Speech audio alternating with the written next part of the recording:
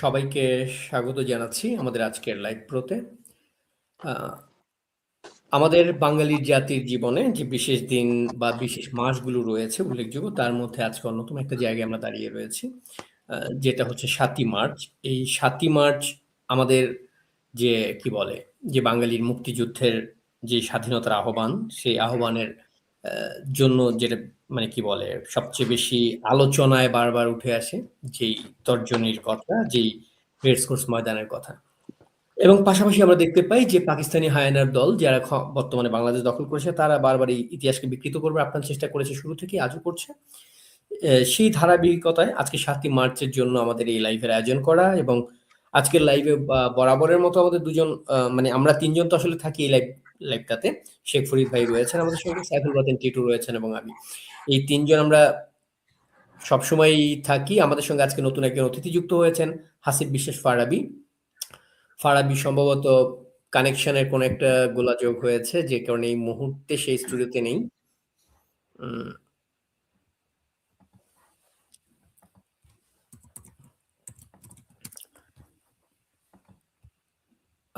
টিটু কি করা যায়? আচ্ছা, আমরা শেখ ফরিদ ভাইকে দিয়ে তাহলে শুরুটা করি ফারাবী আসা পর্যন্ত।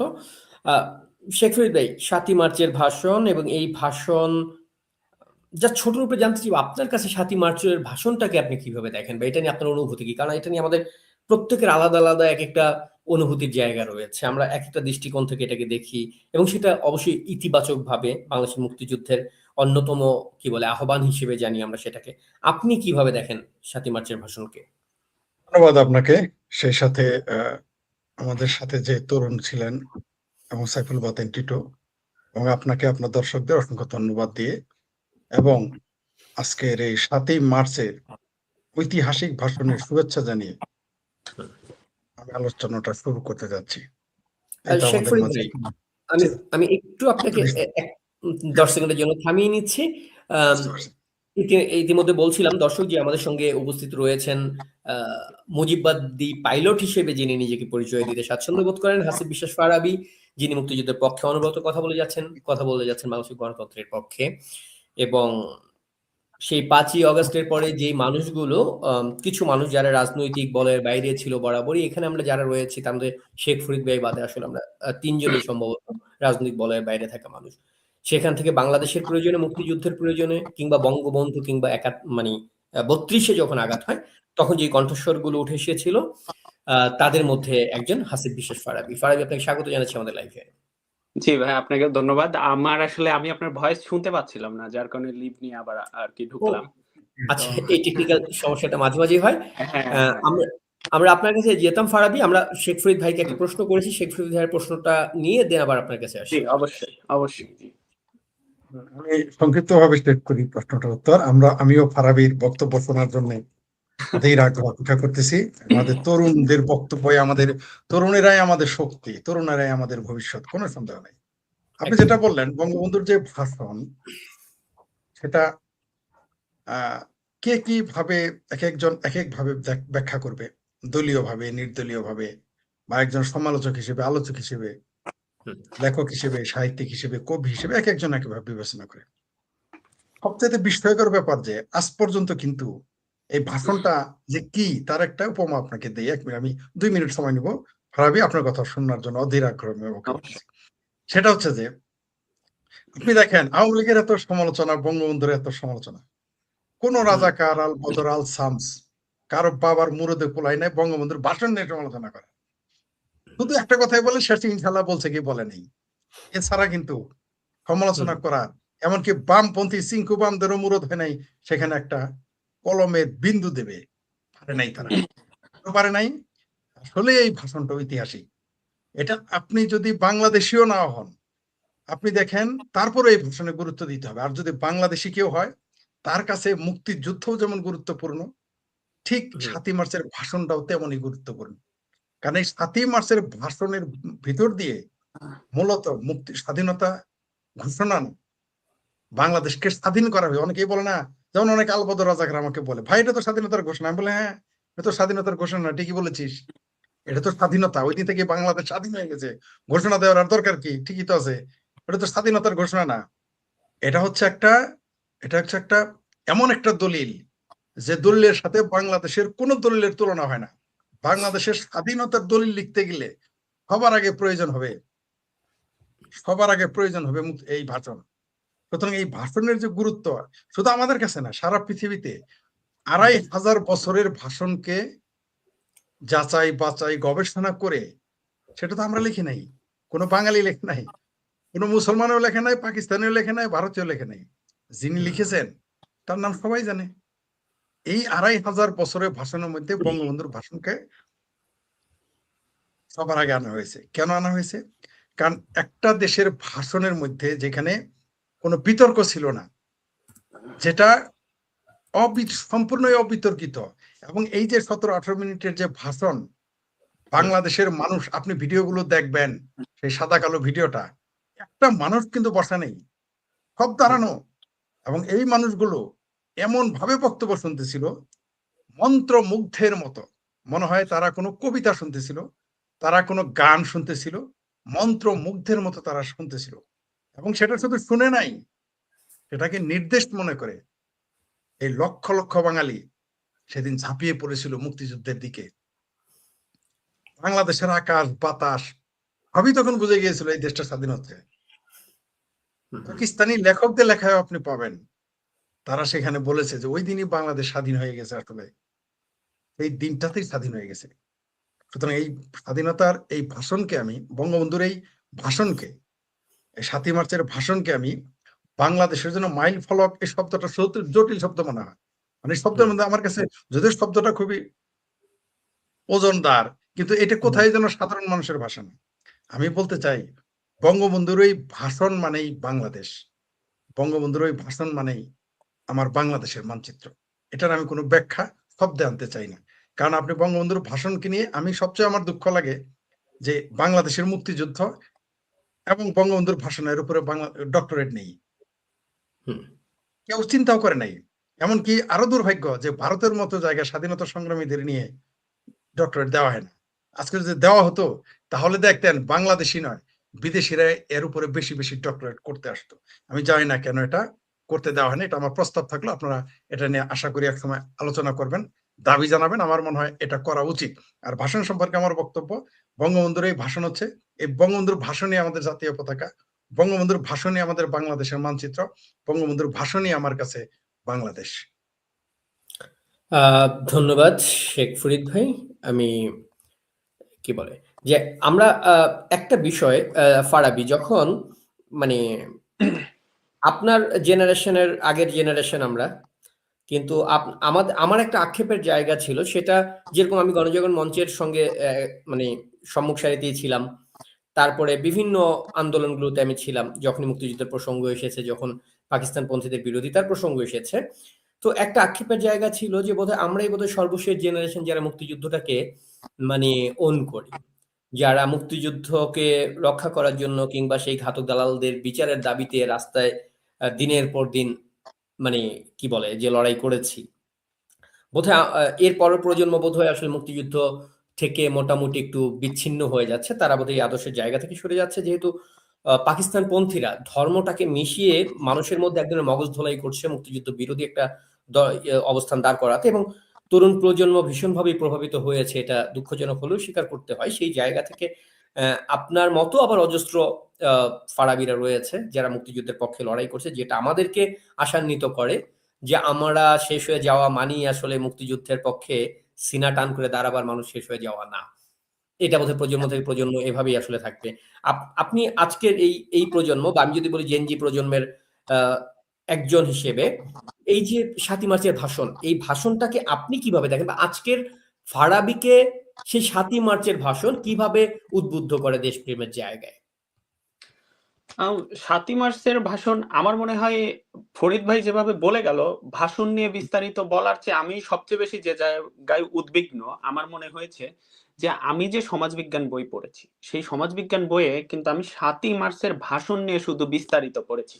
কিন্তু ৭ই মার্চের যে মার্চের ১, ২, ৩, ৪, ৫, ৬, ৭ তারিখ যে আসলো, কিসের প্রেক্ষিতে আসলো, পর্যায়ক্রমে যে ১ তারিখে যে শুরু হলো বা পাকিস্তানের কেন্দ্রীয় অধিবেশনে যে জারি করা হলো যে ক্ষমতা হস্তান্তর করা হবে না, বা বিভিন্ন পর্যায়ের স্থান মানে জারি করা হলো, সেই সব যে ইতিহাস ২ তারিখে যে চিটাগাঙে হত্যা করা হলো ১২২ জনকে, ৩ তারিখে হত্যা করা হলো ২২২ জনকে।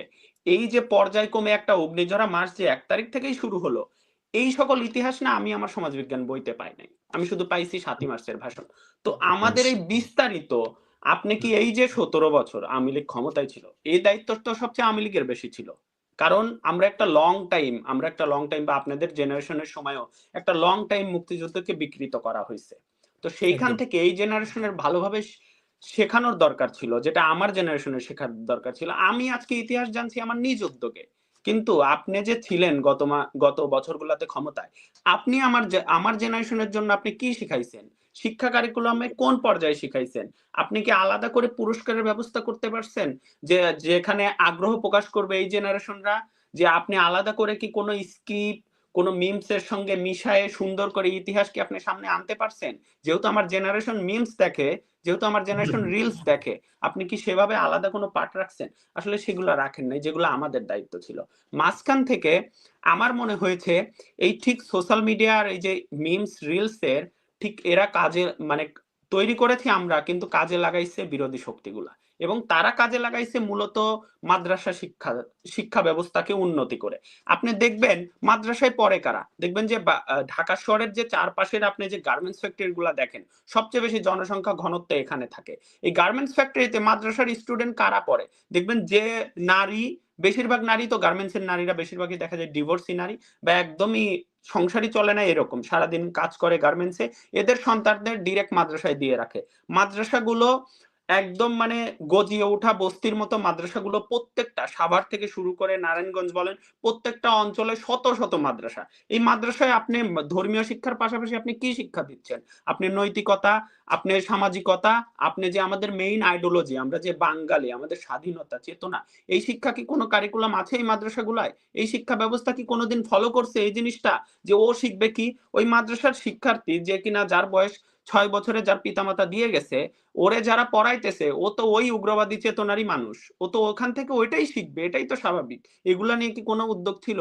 আমি যদি এগুলা নিয়ে আলোচনা করি, অনেক বিস্তারিত আলোচনা করতে হয়। আমাদের ব্যর্থতা তো শুধু এই একদিনের না, আমাদের পুঞ্জীভূত ব্যর্থতা, একটা লং টাইমের ব্যর্থতা। এখন সেখান থেকে আপনার আমার মতো বা এই যে টিটু ভাইয়ের মতো, ফরিদ ভাইয়ের মতো লোকের যুদ্ধ করতে হইতেছে মুক্তিযুদ্ধের বাঁচানোর জন্য। কিন্তু সবচেয়ে বেশি তো দায়ভার ছিল তাদের, তারা এটা ব্যর্থ করছে। আমি পূর্বর কথা নিয়ে বলবো না, কিন্তু আমার সবচেয়ে বড় আক্ষেপের জায়গা হলো যে আপনি আজকে যখন ওরা মিথ্যা ইতিহাস প্রচার করতে কিছু সংখ্যক মানুষের কাছে সত্যি বলে খাওয়াই দিচ্ছে, আপনি মানেন বা না মানেন, ওরা তো খাওয়াই দিচ্ছে, এটা এখানে তো ওরা সফল হইতেছে। এখানে প্রতিযোগিতাটা আমাদের, এখানে কেমনে, যদিও এই মিথ্যা কথা বেশি দিন স্থায়িত্ব হবে না, কারণ মিথ্যা দিয়ে কখনো সত্যি ভাঙা যায় না, সত্যি প্রতিষ্ঠা করা যায় না, আমি বিশ্বাস করি। সো সেইখানে আমার ব্যক্তিগতভাবে মনে হয়েছে যে আমাদের আওয়ামী লীগ তো আবার আসবে, বা স্বাধীনতার সপক্ষের শক্তি আবার বাংলাদেশে ক্ষমতায় আসবে। আমি লাস্টলি মনেও করেছিলাম একজন সাধারণ শিক্ষার্থী হয়ে, যে মুক্তিযোদ্ধা, একজন বীর মুক্তিযোদ্ধার সন্তান তারেক রহমান, উনি মনে হয় যে মুক্তিযুদ্ধরে ধারণ করে, ওই আইডিওলজি ধারণ করে। কিন্তু আমি মিরাকেলি অবাক হইলাম এই কয়দিনেই তার পারফরমেন্সে, যে আসলে ওনাদের যে এই গত ২ বছরের যে কারিকুলাম, এটা মনে হয় তারেক রহমানেরই প্ল্যান করা অংশীদারিত্ব শাসন ব্যবস্থা ছিল, যার পুনরাবৃত্তি এখন নতুন করে আমি দেখতে পাচ্ছি। উনি নামেই শুধু একজন মুক্তিযোদ্ধা বা বীর মুক্তিযোদ্ধা, সেক্টর কমান্ডারের সন্তান, কিন্তু উনি মুক্তিযুদ্ধের কোনো আইডিওলজি ধারণ করে না, আমি এটা বিশ্বাস করি এখন। তো সেইখান থেকে আলটিমেটলি আমাকে আওয়ামী লীগের বেছেই নিতে হচ্ছে, কারণ আমি মুক্তিযুদ্ধরে বাঁচাইতে চাচ্ছি। এছাড়া আমার কাছে আর কোনো অপশন থাকতেছে না। তো সেই জায়গা থেকে আমার আসলে ৭ই মার্চের ভাষণ নিয়ে আলোচনা করার কথা ছিল, কিন্তু আলোচনা করলাম এই জন্য, কারণ আলটিমেটলি ৭ই মার্চ তো শুধু একটা কারিকুলাম, একটা ডায়লগ বা একটা ১৮ মিনিটের বক্তব্য না রেখে, ৭ই মার্চটা আসলে যে সেই আপনার ৫২র যে বৈষম্যের যে চেতনার যুদ্ধ, সেখান থেকেই যে একটা ৭ই মার্চ আসলো, ফসল হলো, সেটা ভালোভাবে বুঝাইয়ে দেওয়া, এবং কি জন্য হলো, ধর্মনিরপেক্ষতা কি, সমাজতন্ত্র কি, এইটা এই জেনারেশনরে বুঝাই দিতে আমরা টোটালি ব্যর্থ ছিলাম। আমার মনে হয়েছে এই টোটাল জিনিসটার রেজাল্ট ছিল ৭ই মার্চ। এই জিনিস শুধু ৭ই মার্চের বক্তব্যটা না পড়ায় টোটাল যে কারিকুলামটা, এইটা বোঝানো ছিল আমাদের মেইন টার্গেট। ওখানে আমরা ব্যর্থ হয়েছি, কিন্তু এই যুদ্ধ চালায় যেতে হবে আমার এটা মতে। এটা এটা নিয়ে আসলে ফারাবী কোনোভাবেই এই দায় অস্বীকার করা যায় না। আমাদের প্রজন্ম এবং হচ্ছে কি আমাদের পূর্বের প্রজন্ম, কিংবা বাংলাদেশ আওয়ামী লীগ যদি বলি, আমরা কেউ এই দায়ের বাইরে না, এবং এটা আসলে আমাদের জাতিগত ব্যর্থতা যে আমরা এই জায়গাটা জাতি হিসেবে ব্যর্থ হয়েছি। আপনি যে কথাগুলো বলেছেন এই পয়েন্টটা আসলে খুবই গুরুত্বপূর্ণ, যদি আজকে এটা আমাদের ইস্যু ছিল না আলোচনার, কিন্তু আপনি তুলেছেন এই ব্যাপারটা নিয়ে। আমি আরো কথা বলতে চাই আপনার কাছ থেকে, আরো শুনবো এই কনফ্লিক্টের জায়গাটা, কারণ এই জায়গাগুলো আমাদের স্বচ্ছ হওয়া খুব জরুরি। কেন আমরা তরুণ প্রজন্মের পালস বুঝতে পারিনি, কেন তাদেরকে, মানে আমি সেদিন কথা বলছিলাম একটা প্রসঙ্গে যে এমনও আছে যেখানে হচ্ছে আপনি পুরনো জিনিসপত্র বিক্রি করে, রিসাইকেল বিন নামে একটা গ্রুপ, কিংবা ধরেন ওই কি বলে যে কাঁটাবনের যে প্রাণী বিক্রি করে, বিড়াল কুকুর বিক্রি করে একটা পেজ, যে পেজে প্রচুর ফলোয়ার, কিংবা একটা গ্রুপ যে গ্রুপে কয়েক লক্ষ মেম্বার, যারা হচ্ছে ওখানে কোনোদিন রাজনীতি নিয়ে কথা বলে না, শুধুমাত্র তারা প্রাণী বিক্রি করে, মানে বিড়াল কুকুর এগুলো বিক্রি করে, সেই গ্রুপটা কিন্তু জামাতের পেইড। জামাত সেটাকে তৈরি করে রাখছে। যখন তার প্রয়োজন হয় আবু সাইদকে সামনে এনে মার্কেটিং করা, তখন তারা সেই গরু ছাগলের সঙ্গে গিয়ে মনে করেন আবু সাইদকে নিয়ে খুব মানবতার জায়গা থেকে দাঁড়ায় যায়। তখন কি মনে হয় সাধারণ মানুষের কাছে যে তারা তো রাজনৈতিক গ্রুপ না, কোনোদিন রাজনীতি নিয়ে কথা বলে না, অর্থাৎ তারা যখন এটা বলতেছে এটা একদম সাধারণ মানুষের কথা। এইরকম অন্তপক্ষে কয়েক হাজার গ্রুপ এবং পেজ আছে জামাতের, যারা তরুণ প্রজন্মকে এইভাবে করে মগজ ধোলাইটা করছে ডে বাই ডে। আমরা শতভাগ ব্যর্থ হইছি, এখানে শতভাগ ব্যর্থ হইছি। এটা নিয়ে কোনো রকম দ্বিমত করবার সুযোগ নেই আপনার সঙ্গে। সাইফুল বাতেন টিটু মানে এমন একটা টপিক নিয়ে কথা বলেছে ফারাবি যে এই আক্ষেপ আমাদের ভিতর তীব্রভাবে রয়েছে, আমাদের সবার মধ্যেই, যে কারণে আমি কিছু কথা যুক্ত করলাম। টিটু, আপনার কাছে একটু জানতে চাইবো, যেহেতু আসলে আজকে আমাদের প্রসঙ্গটা 7ই মার্চ, আমি যদি হুকুম দিবার নাও পারি, এটা হচ্ছে আমাদের আজকের কি বলে যে বিষয়। আপনার কি মনে হয় কোথাও গিয়ে, যেটা আমি ফিল করি, যে আজকে আমরা যে লড়াইটা করছি বাংলাদেশের মুক্তিযুদ্ধকে রক্ষা করবার জন্য, সেই লড়াইটা মূলত আসলে বঙ্গবন্ধুর নির্দেশেই করছি। কারণ তিনি নিজেই বলে গিয়েছিলেন যদি আমি হুকুম দেবার নাও পারি তবু যাতে এই আন্দোলনটা চলে। আজকেও তিনি হুকুম দেওয়ার জন্য উপস্থিত নেই আমাদের সঙ্গে, কিন্তু আমরা জানি সেই কি বলে নির্দেশনাটা তিনি আমাদেরকে 7ই মার্চেই দিয়ে গেছে। তো আপনি কি এই জায়গাটাকে রিলেট করেন কিভাবে? একটি কবিতা লেখা হবে, তার জন্য অপেক্ষার উত্তেজনা নিয়ে লক্ষ লক্ষ উন্মত্ত অধীর ব্যাকুল বিদ্রোহী শ্রোতা বসে আছে। ভোর থেকে জনসমুদ্রের উদ্যানে সৈকতে কখন আসবে কবি? এই শিশু পার্ক সেদিন ছিল না, এই বৃক্ষে ফুলে শোভিত উদ্যান সেদিন ছিল না, এই তন্দ্রাচ্ছন্ন বিবর্ণ বিকেল সেদিন ছিল না। তাহলে কেমন ছিল সেদিনের সেই বিকেল বেলাটি? তাহলে কেমন ছিল শিশু পার্কে, বেঞ্চে, বৃক্ষে, ফুলের বাগানে ঢেকে দেয়া এই ঢাকার হৃদয় মাঠখানি? জানি সেদিনের সব স্মৃতি মুছে দিতে হয়েছে উদ্যত কালো হাত। তাই দেখি কবিহীন এই বিমুখ প্রান্তরে আজ কবির বিরুদ্ধে কবি, মাঠের বিরুদ্ধে মাঠ, বিকেলের বিরুদ্ধে বিকেল, উদ্যানের বিরুদ্ধে উদ্যান, মার্চের বিরুদ্ধে মার্চ। হে অনাগত শিশু, হে আগামী দিনের কবি, শিশু পার্কের রঙিন দোলনায় দোল খেতে খেতে তুমি একদিন জানতে পারবে সব। আমি তোমাদের কথা ভেবে লিখে যাচ্ছি সেই শ্রেষ্ঠ বিকেলের গল্প। সেই উদ্যানের রূপ ছিল ভিন্নতর। না, না পার্ক, না ফুলের বাগান, এসবের কিছুই ছিল না। শুধু একখণ্ড অখণ্ড আকাশ যেরকম, সেরকম দিগন্ত প্লাবিত ধুধু মাঠ ছিল, দুর্বাদলে ঢাকা সবুজে মাঠ। আমাদের স্বাধীনতা প্রিয় প্রাণের সবুজ এসে মিশেছিল এই ধুধু মাঠের সবুজে। কপালে কবজিতে লাল শালু বেঁধে এই মাঠে ছুটে এসেছিল কারখানা থেকে লোহার শ্রমিক, লাঙল জোয়াল কাঁধে এসেছিল ঝাঁক বেঁধে উলঙ্গ কৃষক, পুলিশের অস্ত্র কেড়ে নিয়ে এসেছিল প্রদীপ্ত যুবক, হাতের মুঠোয় মৃত্যু, চোখে স্বপ্ন নিয়ে এসেছিল মধ্যবিত্ত, নিম্ন মধ্যবিত্ত, করুণ প্রাণী, নারী, বৃদ্ধ, বেশ্যা, ভবঘুরে, আর তোমাদের মতো শিশু পাতা কুড়নির দল বেঁধে। একটি কবিতা পড়া হবে, তার জন্য কি ব্যাকুল প্রতীক্ষা মানুষের। কখন আসবে কবি, কখন আসবে কবি? শত বছরের শত সংগ্রাম শেষে রবীন্দ্রনাথের মতো দীপ্ত পায়ে হেঁটে অতঃপর কবি এসে দাঁড়ালেন জনতার মঞ্চে। তখন পলকে দারুণ ঝলকে তরিতে উঠিল জল, হৃদয়ে লাগিল দোল, জনসমুদ্রে জাগিল জোয়ার, সকল দুয়ার খোলা। কে রোধে তাহার বজ্রকণ্ঠবাণী? গণসূর্যের মঞ্চ কাঁপিয়ে কবি শোনালেন তার অমর কবিতাখানি। এবারের সংগ্রাম আমাদের মুক্তির সংগ্রাম, এবারের সংগ্রাম আমাদের স্বাধীনতার সংগ্রাম। সেই থেকে স্বাধীনতা শব্দটি আমাদের। এই ৭ই মার্চের ভাষণের পরে স্বাধীনতার ঘোষণা বা ইত্যাদির এইসব একেবারে মূল্যহীন, আমি সেই কথাটি বলবো না, কিন্তু স্বাধীনতার ঘোষণা নিয়ে বাড়াবাড়ি বা কপচানো এই কথাটির অর্থ অনেকটা এরকম যে ঠাকুর ঘরে কে, আমি কলা খাইনি। ব্যাপারটা অনেকটা আমার কাছে এরকম। সাদত রাসেল, আপনি যে কথাটি সেটি হচ্ছে আমি মার্চের ১ তারিখ থেকে, আমি যেটা হয় আমার আর কি, এটা অনেকদিন আগে থেকে আপনি জানেন, আমি শুধু আওয়ামী লীগ করতাম না তাই না, আমি বেশ কিছু জায়গায় আওয়ামী লীগের বিরোধী একজন মানুষ ছিলাম। কিন্তু যখন থেকে আমার কাছে ইন্টারনেট, ইউটিউব অ্যাভেলেবল হয়েছে, তখন আমি মার্চের ১ তারিখ থেকে ৭ তারিখ পর্যন্ত পাগলের মতো আমার বাড়িতে আমি সবসময় ৭ই মার্চের ভাষণ বাজাতাম। আমি এখনো আমি স্বাধীনতার ভাষণ সেদিন পরশুদিন বাজাচ্ছিলাম, আমাকে দরজায় নক করে একজন বলছে যে তুমি এখানে কি বাজাচ্ছ, বারবার একই কথা বারবার শোনাচ্ছ, ওরা তো বুঝতে পারছে না আসলে ঘটনাটা কি। কারণ এখানে আমার দুজন যারা আমার অ্যাপার্টমেন্টের উল্টো পাশে থাকে, তাদের ভাষা ভিন্ন, তারা বাঙালি না।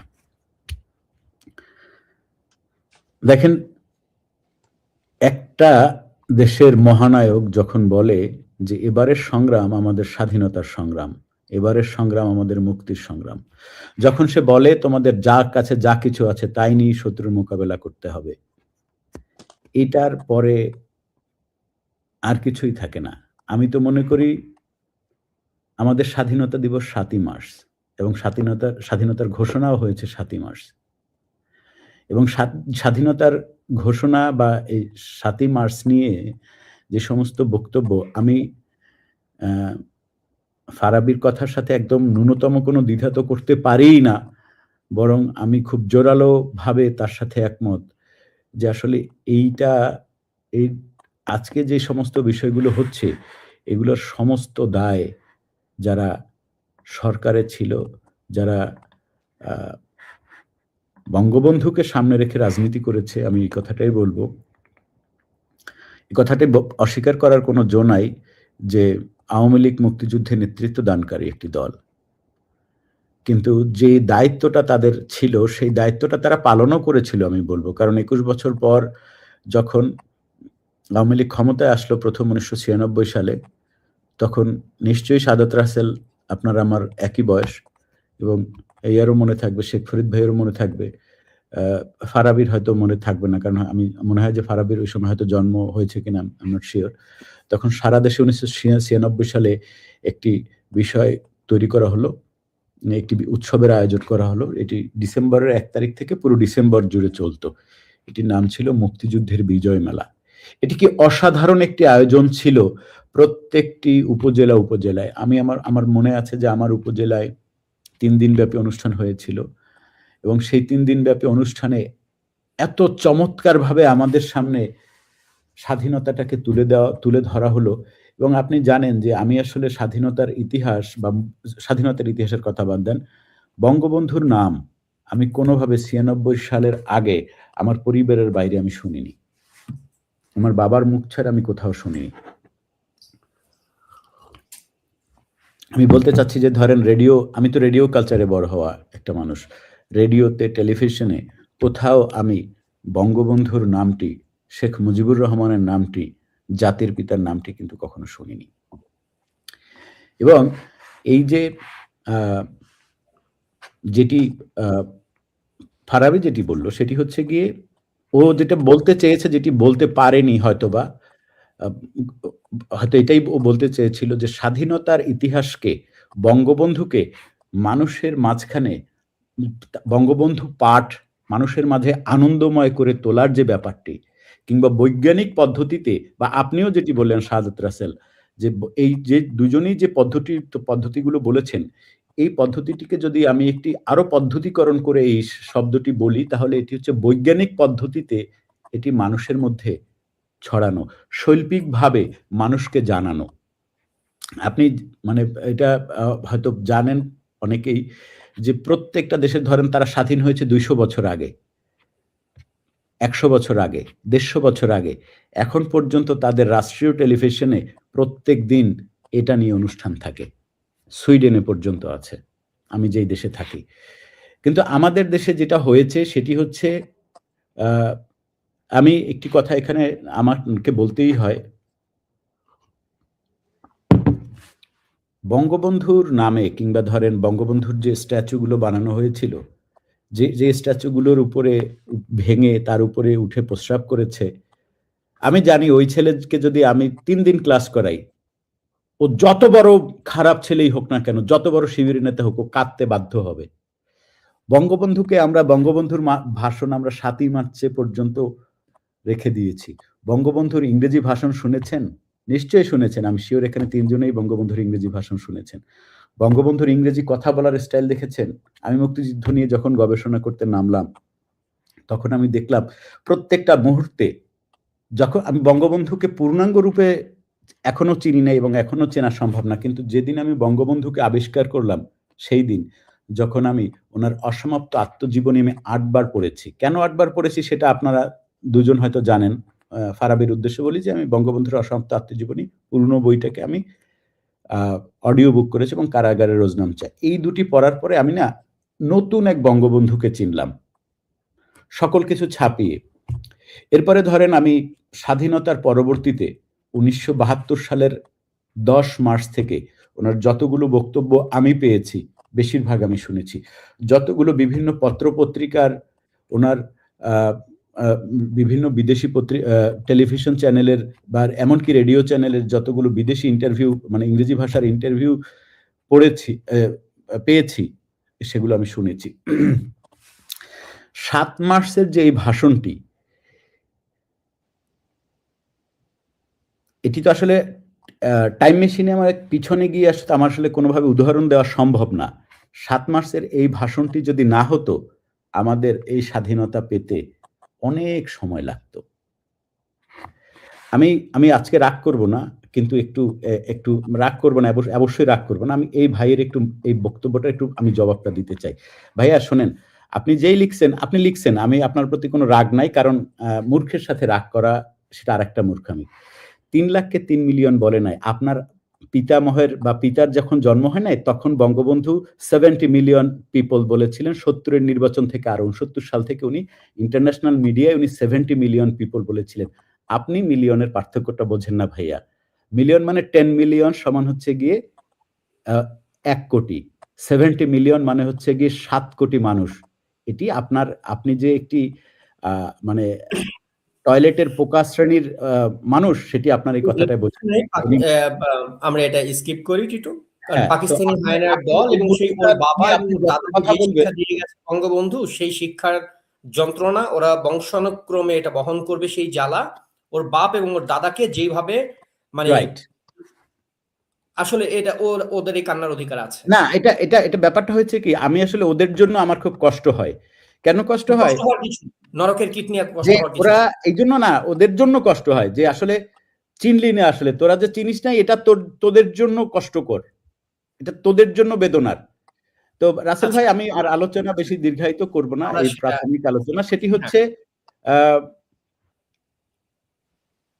আওয়ামী লীগের হয়ে না, বিএনপির বিরোধিতা করতে গিয়ে না, কিংবা জামাত বিরোধিতা করতে গিয়ে না, আমরা যে বঙ্গবন্ধু আমরা পেয়েছিলাম, মানে ভাগ্যটাগ্যতে তো আমি বিশ্বাস যেহেতু করি না, বঙ্গবন্ধুর দেশে আমি জন্মেছিলাম, এটি আমি বলবো যে প্রকৃতির বাই চান্স আমি এই বঙ্গে জন্মেছিলাম, যার কারণে বঙ্গবন্ধুর মতো একজন নেতার আন্ডারে আমার পূর্বপুরুষ, আমার স্বাধীনতার 11 বছর পরে জন্ম, 12 বছর পরে জন্ম আমার স্বাধীনতার।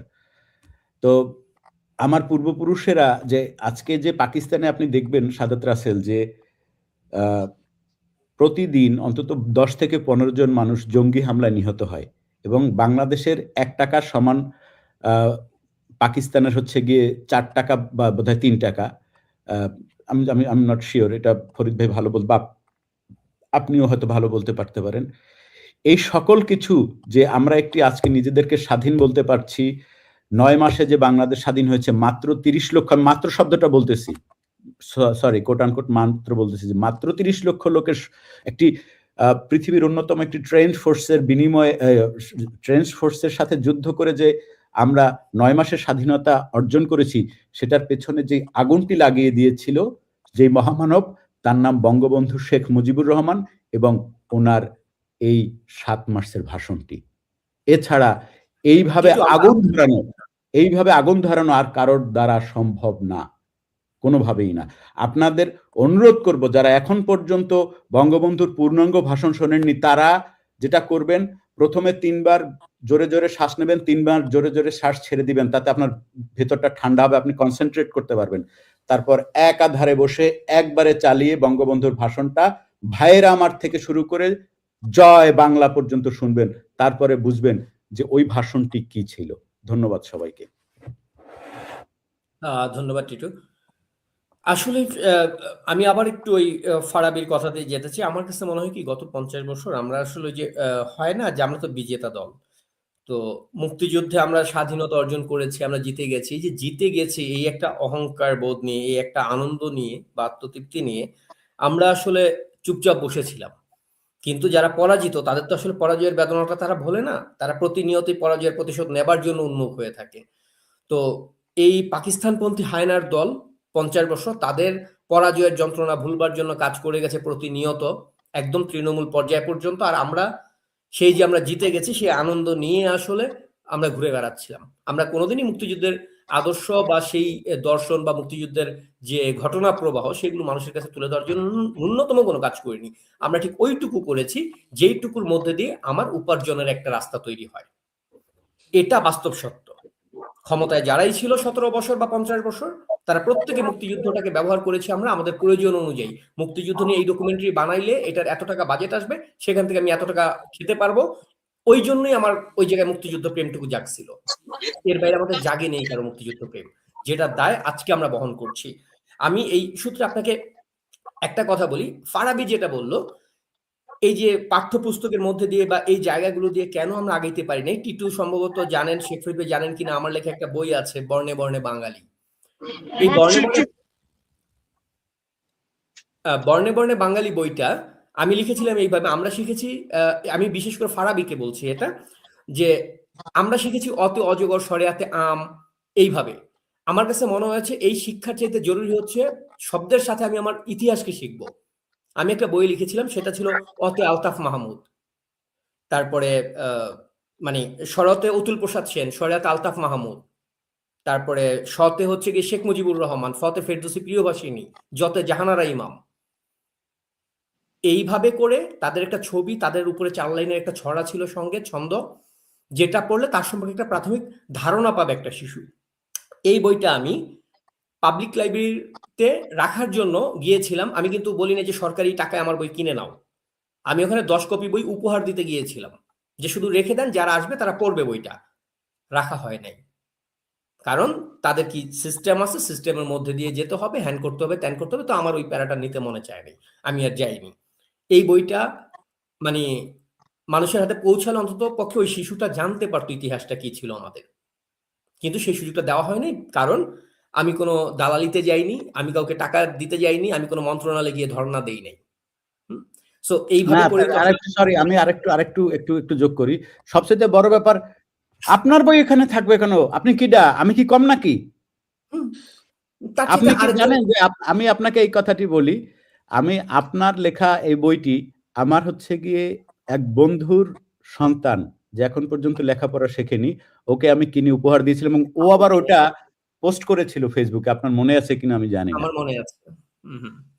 কারণ আমার কাছে মনে হয়েছে যে সাদাত রাসেল লিখছে, তাতে আমার তো জ্বলার কথা না, আমার তো পোড়ানোর কথা না, বরং এই বইটি সাদাত রাসেল যে লিখেছে তার সাথে আমার সম্পর্ক, বিড়ি সিগারেট খাওয়ার সম্পর্কটা আমি প্রাউড করে বলবো।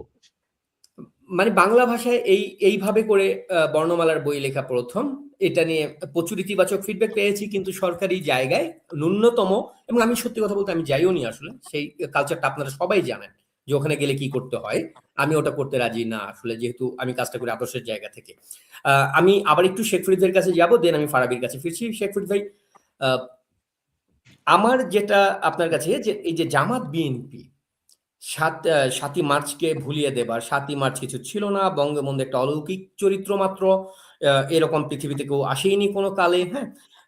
জিয়াউর রহমানের ভাঙ্গা রেডিওর মধ্য থেকেই বাংলাদেশ জন্ম নিয়েছে। এই যে একটা ইতিহাস তৈরির চেষ্টা। তো আপনার কাছে কি কোথাও গিয়ে মনে হয় যে এটা আসলে মূলত তাদের দৈন্যতার প্রকাশ, এবং তাদের যে আসলে ঝুলিতে কিছু নাই, মানে ধরেন শেখ ফরিদ ভাই, আপনার একটা একতলা বিল্ডিং আছে। একতলা একটা বাড়ি। এখন আপনি এই একতলা বাড়িটাকে শহরের সবচেয়ে বড় বাড়ি দেখাইতে চাইতেছেন। তাহলে কি করতে হবে? আশেপাশে ১০ তলা ৫ তলা বিল্ডিং যেগুলো আছে সব ভেঙে ফেলতে হবে। আপনারটাই খাড়ায় থাকবে একমাত্র। এটাই তো করতে হবে। সো আল্টিমেটলি বিএনপি এবং জামাত কি আসলে এটাই করতে চাচ্ছে, শুধু নিজেদের কুঁড়ে ঘরটাকেই শহরের সবচেয়ে বড় ঘর বানাবার জন্য সেখানে ধরেন ২৪ তলা বিল্ডিংকে ভেঙে ফেলানোর একটা আপ্রাণ চেষ্টা করতেছে? ধন্যবাদ আপনাকে আবারও।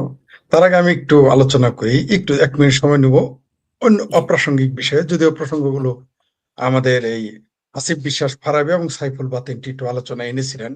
বিশেষ করে যে আমাদের মুক্তিযুদ্ধের চেতনাটাকে শিক্ষা প্রতিষ্ঠানে ঠিকমতো ছড়িয়ে দেওয়া হয়নি, বা যতটুকু ছড়িয়ে দেওয়ার কথা ছিল ততটুকু দিতে পারেনি। এবং আপনিও অভিযোগ করলেন, আপনার এই অভিযোগটা আপনার বইয়ের ব্যাপারে আমি জানি, কিন্তু আপনার এই ঘটনাটা আমি ভুলে গিয়েছিলাম। এই যে আপনি যে বই দিতে গিয়েছিলেন এটা আমি এটা হুম, শুনছিলামও। আপনার মুখে না, আমি সম্ভবত গণজাগরণ মঞ্চের কারো মুখে এটা শুনেছিলাম। হুম, আপনার মুখে এখন শুনলাম। তো এই ঘটনাটাই আমি শুনলাম আরকি। এটা আমাদের ব্যর্থতা। একটা উদাহরণ দেই। আপনারা জানেন যে আমি বঙ্গবন্ধুর বই মেলা করেছি। তারপর মুক্তিযুদ্ধের বই নিয়ে জেলায়, জেলায় যেতাম।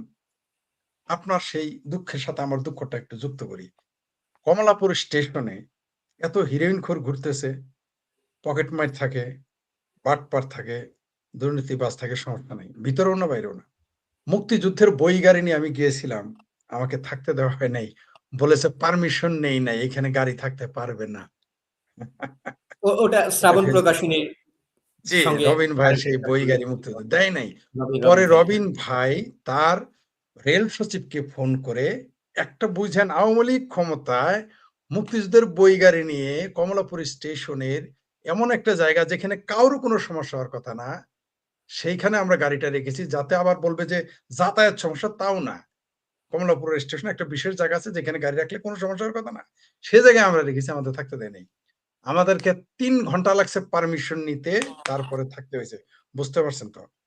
এটা গেল কমলাপুর স্টেশনের কথা। এইবার আসেন, যে বিশ্ববিদ্যালয় থেকে সকল আন্দোলন, মুক্তির স্বাদ, ভাষা আন্দোলন, বঙ্গবন্ধু বলেন, বঙ্গবন্ধুর ৬ দফা বলেন, ৬৯ আন্দোলন, এমনকি মুক্তিযুদ্ধ, সবগুলোর যেখান থেকে বিস্ফোরণ ঘটেছে সেই ঢাকা বিশ্ববিদ্যালয়। এই টিএসসি তো আমি বই গাড়ি নিয়ে গেলে আমাকে গুলি করে মেরে ফেলতে চেয়েছিল।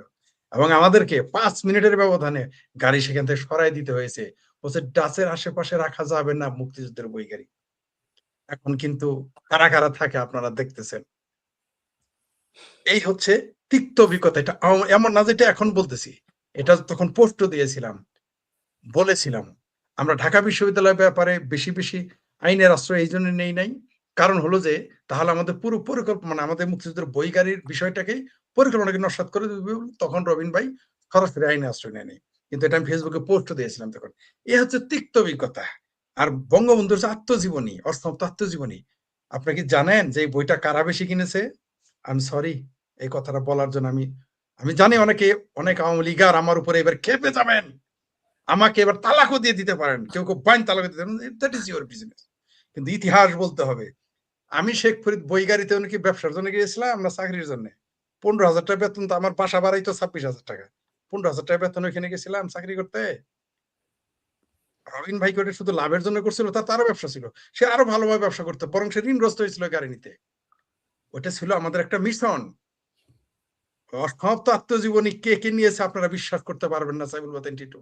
আমি আমি ফারাজি জানি, আমি জানি। আপনার ফারাবিকেও বলতেছি, আপনি তো জুনিয়র, রাসেল তো জানেনি। অবিশ্বাস্য ব্যাপার, যারা আমাদের এই বইটা কিন্তু তারা কেউ আওয়ামী লীগ করে না। বরং আওয়ামী লীগ হলে সেটা মাগনা নিতে চাইতো। মাগনা। You believe it or not, Yuvraj সাক্ষী, জিজ্ঞেস করেন। বঙ্গবন্ধুর বঙ্গবন্ধুর বই মেলা করতে গেছি ভাই, 15ই আগস্ট মাসে আমরা বঙ্গবন্ধুর বই মেলা ঘোষণা করেছি। আমরা কোর্টের ভিতরে পারমিশন নিয়ে বইয়ের গাড়ি নিয়ে গেছি, এতগুলো বই নিয়ে একদম চলে যেতেছে। আমি বললাম ওই মহিলা, বই নিয়ে যান, টাকা আমার কাছে কেন টাকা চাও? আমি বলছি বই নিছেন টাকা দিবেন না, আওয়ামী লীগের অমুক নেত্রী আমি। এই হচ্ছে রিয়ালিটি। কিন্তু কারা বই নিয়েছে জানেন? তবে আমার একটা দুঃখ লাগে, জাহাঙ্গীরনগর বিশ্ববিদ্যালয়ে আমরা সবচেয়ে বেশি বঙ্গবন্ধুর বই বিক্রি করেছিলাম। বঙ্গবন্ধু মানে সব বই বেশি বিক্রি করেছি, বঙ্গবন্ধুর অসম আত্মজীবনীও। কিন্তু সেখানে কিভাবে শিবির দখলে নিল এটা আমার মাথায় ঢুকে না। এটা গবেষণার বিষয়, আপনার লেখক গবেষণা করবেন। তাহলে কি বোঝা গেল যে বঙ্গবন্ধুকে ধারণ করে কারা? বঙ্গবন্ধুর আত্মজীবনী দিয়ে সাধারণ মানুষ। আবার আমরা সুনামগঞ্জে গেছি ভাই, আওয়ামী লীগ বিরোধীরা ওই বইটা, কিন্তু আমরা কথাই বুঝেছি কেমনে, আমরা তার জিজ্ঞেস করি নাই, বুঝেছি তার কথা যে সে আওয়ামী লীগ করে না, তারা বই কিনে নিয়ে যেত। না, আমি একটু ইন্টারাপ্ট না করে পারছি না। শিওর শিওর শিওর শিবিরের যে পাঠ্য যে তালিকা আছে, কি কি বই আছে আপনি জানেন? ওর মধ্যে এটা আছে, বঙ্গবন্ধুর অসমাপ্ত আত্মজীবনী যেমন আছে, তেমনি আছে আরজ আলী মাতুব্বরের রচনা সমগ্র। আমি বলে দিলাম আজকে আপনাকে। ওইটা আমি জানি না, কিন্তু বঙ্গবন্ধুর অসমাপ্ত আত্মজীবনী যে যুক্ত করেছে কেমনে জেনেছি? একদিন একটা শিবির আমি চিনি, ও আমাকে চেনে না, ধরে আমি চিনি শিবির, ওর বাসায় আমি কোনো কারণে গেছি, যাই দেখি সেখানে বঙ্গবন্ধুর বই অসমাপ্ত আত্মজীবনী। আমি তো মলাট দেখে বুঝে ফেলছি, মানে কেউ সামনেই। যাই হোক, ওটা অন্য বিষয়। মানে একটা বাড়িতে বেড়াইতে গিয়ে সে তাকে বুঝে ফেলেছিলাম। যেটা বলতেছিলাম, বঙ্গবন্ধুকে এই দেশের মানুষ ধারণ করে, বঙ্গবন্ধুর ভাষণ এই দেশের মানুষ ধারণ করে। ওই নিষিদ্ধ করে ওই বঙ্গবন্ধুর জন্যে পুষ্পার্ঘ্য দেওয়ার সময় আপনি তাকে জেলে দিবেন সন্ত্রাস বিরোধী আইনে, এতে বঙ্গবন্ধুকে ঠেকানো যাবে না। 1975 থেকে চেষ্টা করা হয়েছে, 75-এর 15ই আগস্ট থেকে শুরু, অদ্যবধি চেষ্টা চলতেছে। বঙ্গবন্ধুর ভাষণ ঠিক বঙ্গবন্ধুর মতোই শক্তিশালী। জীবিত বঙ্গবন্ধুর চাইতে যেমন মৃত বঙ্গবন্ধু বেশি শক্তিশালী, তেমনি তার ভাষণকে যদি আপনি পাঠ্য বইয়ে দেন তাহলে শক্তিশালী, আর যদি পাঠ্য বই থেকে মুছে ফেলেন তার মানে প্রমাণ করে দিলেন যে ওটা আরো বেশি শক্তিশালী। তার জন্যই তো আমরা এই ফারাবিকে পেয়েছি, তার জন্যই তো টিটু এখন কথা বলে, তার জন্যই তো সাদত রাসেল ফিল্ম মেকিং বাদ দিয়ে এখন কথা বলে, তার জন্য তো আমি শেখ ফরিদ, আমি কবিতা লিখবো, ঘুরবো ফিরবো, আমি পর্যটক হইতে চাইছি, তো আমি ওই দিকেই থাকতাম, আমাকে কেন কথা বলতে হবে? মানে এটা এত শক্তিশালী যে আপনি বঙ্গবন্ধুর ভাষণকে অস্বীকার করতে পারবেন না। এই দেশের মানুষ বঙ্গবন্ধুকে আমাদের এলাকায় শেখ হাসিনার কন্যাকে কি বলে জানেন? শেখের বেটি। গোপালগঞ্জ যেমন বলে, আমাদের বৃহত্তর ময়মনসিংহ কিন্তু শেখের বেটি বলে। তারা কিন্তু বঙ্গবন্ধু শেখ মুজিবুর রহমান পূর্ণ নাম জানে না। তাতে কি হয়েছে? বঙ্গবন্ধুর পূর্ণ নাম, অফিসিয়াল যে নাম, সার্টিফিকেট নাম তারা জানে না, সে লিখতে দিলে পারবে না। কিন্তু তারা জানে শেখের বেটি, শেখ মুজিবুর রহমান, রহমান শেখ মুজিব। শেখও শুদ্ধ বলতে পারে না, বলে শেখ। আপনি কি জানেন যে এই যে শেখ নামে যে সিগারেট টানা হয়েছিল, আপনি কি জানেন বঙ্গবন্ধুকে অপমান করার জন্য? পরে কিন্তু ওই একজন মামলা করেছিল যে তালিবের সহায়তা দেওয়া যাবে না, সেই মামলা কিন্তু আদালতে চলছিল। তারপরে তারা ইংরেজিতেও বানান উল্টিয়ে, এমনকি বাংলা বানান উল্টিয়ে লেখে, মানে বহুভাবেই তারা চেষ্টা করেছে বঙ্গবন্ধুকে অপমান করতে। আপনার মনে থাকার কথা, বিএনপির আমলে এই এর নাম কি, ভুলে গেলাম না, টেলিভিশনের, আরে বিখ্যাত আমাদের চলচ্চিত্র কি কই টেলিফিল্মের হুমায়ুন আহমেদের অভিনয় করেছেন, জায়েদ, আরে কি মানে আমাদের মডেলের স্বামী নাম কি ভুলে গেলাম ভাই, সিরাজগঞ্জ বাড়ি, নাটক জায়েদ রহমান, ওই যে অভিনয় করে যে, তাকে দিয়ে নাটক বানানো হয়েছিল। সেই নাটকে একটা টাউটের চরিত্র নামে রেখে দিয়েছিল মুজিব, মনে আছে আপনার? লেখছিল ওই যে টাউটের চরিত্র অভিনয় করে তার নাম দিছে মুজিব। কত রকম চেষ্টা করেছে এরা, কত রকম চেষ্টা করছে। আজকে এক জামাতি মৌলানা দেখলাম, কোরআন গবেষক, সে বলেছে যে রাজাকার বললে সে হলো রাসূলরে গালি দেয়। এরা কত ভাবে, কয়দিন পরে বলবে গোলাম আজম আল্লাহ হয়ে গেছে, আল্লাহর সাক্ষাৎ প্রতিচ্ছবি। আমি দুঃখিত এই প্রশ্ন, অনেকে বলে আমি যেন ধর্ম নিয়ে আলোচনা করি, ভাই আমি তো চাই না ধর্ম নিয়ে আলোচনা করতে, আমি তো চাই না। এরাই তো আমাদের ডেকে নিয়ে আসে ধর্ম নিয়ে আসো। যে লোকটা বললে যে রাজাকার বলা মানে রাসূলকে অপমান করা, তাহলে ধর্মকে ভাই কি আনলো? এখন আমি বললেই তো বলবেন তাহিরির মুখ বালা না। আপনারা এই যে বলেন, যারা বলেন যে ভাই আলোচনার সময় ধর্ম নিয়ে আসবে না, ভাই এরা তো ধর্ম দিয়ে আপনারা কাজ করতেছে, আপনাকে ল্যাং মারতেছে। মাদ্রাসা কি? মাদ্রাসা কোনো ধর্ম পড়ায়? কয় পাতা পড়ায়? কি পড়ায়? কোনোদিন খোঁজ নিয়েছেন? আমার ছোট ভাই যেটা বললো, এবং এই যে টিটো যা বলছে, কোচিং সেন্টার গুলো প্রত্যেকটাতে আমি রাতে টেবিলের ভিতরে ঘুমিয়েছি সবকিছু জানার জন্য। বাংলাদেশের প্রখ্যাত যত কোচিং সেন্টার সবগুলোর কোচিং সেন্টারে আমি রাতে ঘুমাইছি একদিন করে হলো, তাদের তথ্য নেওয়ার জন্য। সেখানে কি শিখায়, কারা পড়ায়? শুধু মাদ্রাসা না, ওটার গুলি মানে মাদ্রাসা ছেড়ে দেন, ঢাকা বিশ্ববিদ্যালয় যে একটা হায়ার মাদ্রাসা হয়ে যাচ্ছিল, কে বলেছে এটা? একজন বিশ্ববিদ্যালয়ের ছাত্র এবং শিক্ষক, যিনি 6-5 বছর শিক্ষক ছাত্র ছিলেন, 35 বছর শিক্ষক ছিলেন, মেজবা স্যার সেটা বলে দিয়ে গেছেন। আমাদের বর্ষিয়ান নেতা, আওয়ামী লীগের সাধারণ সম্পাদক সৈয়দ আশরাফ কি বলেছিলেন? যে মৌলবাদী শক্তি হচ্ছে আওয়ামী লীগের আসল শত্রু। এই কথাগুলো বললে অনেকেই রাগ করে। এই কারণে সৈয়দ আশরাফ সাহেবের কবরে ফুল দেওয়ার মানুষ পাওয়া যায় নাই। বুকটা ফেটে যায় যখন এই কথাটা মনে হয়। আপনি কি দেখেছেন সৈয়দ আশরাফের মৃত্যুবার্ষিকী কেউ পালন করতো? কয়টা ফুল দেখেছেন? একজন সাধারণ সম্পাদক, একজন মন্ত্রী দেখেননি আপনারা। এটা হচ্ছে আমাদের দুর্ভাগ্য। আমাদের শত্রুরা কি করেছে? ওরা তো করবেই। ওরা ভাই বঙ্গবন্ধুকে ধ্বংস করতে চাইবে। বঙ্গবন্ধুর নাম, স্মৃতি, বঙ্গবন্ধুর স্মৃতিফলক, বঙ্গবন্ধুর ভাস্কর্য, বঙ্গবন্ধুর চেতনা, মুক্তিযুদ্ধের চেতনা সব ধ্বংস করতে চাইবে। ওদের নিয়ে আমাদের চিন্তা করার দরকার নাই। আমরা বরং যারা মুক্তিযুদ্ধকে ধারণ করি তাদেরকে সতর্ক থাকতে হবে। আমাদের শত্রু আগে চিহ্নিত করতে হবে। সাইফুল একজন সাবেক সেনা সদস্য, সে সেনাবাহিনীতে চাকরিরত। তাদের কিন্তু আগে শেখানো হয় তোমার শত্রু আগে চেনো, বন্ধু না। বন্ধু তো বন্ধুই, সাদত রাসেল, সজীব ভুইয়া, সজীব বিশ্বাস, হাসিব বিশ্বাস, ফারাবি, টিটু আমার প্রতিপক্ষ নয়, আমার শুভাকাঙ্ক্ষী। আমি তো চিনলামই শুভাকাঙ্ক্ষী। এতে আমার না চিন, এরা যদি আমার শুভাকাঙ্ক্ষী আমি চিনি না, এতে আমার ক্ষতি হবে না। কিন্তু আমার শত্রুটাকে যদি আমি না চিনি, তাহলে কিন্তু আমি ধ্বংস হয়ে যাবো। আমাদের আগে শত্রু চিন্তা, আমাদের শত্রু কারা, এটাই হচ্ছে আমাদের মেইন প্রবলেম। বঙ্গবন্ধুর ভাষণ, এই স্বাধীন বাংলাদেশে বঙ্গবন্ধুর ভাষণ বই থেকে বাদ দেওয়া হয়, এর চেয়ে দুঃখের, বেদনার, কষ্টে কি থাকতে পারে?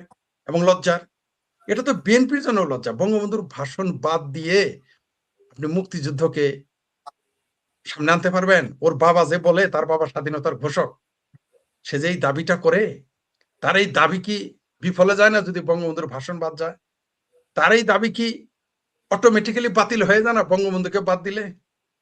তার এই দাবিটা কি হাস্যকর হয়ে যায় না বঙ্গবন্ধুর এই পাঠ্য বই? আজকে কত বড় লজ্জার যে বঙ্গবন্ধুর ভাষণ বাজাইছে পুলিশ, সাইফুল বাতিন টিটু একটা পোস্ট দিয়েছে যে পুলিশ বলে সেটা তো নিষিদ্ধ, তাই অ্যারেস্ট করেছি।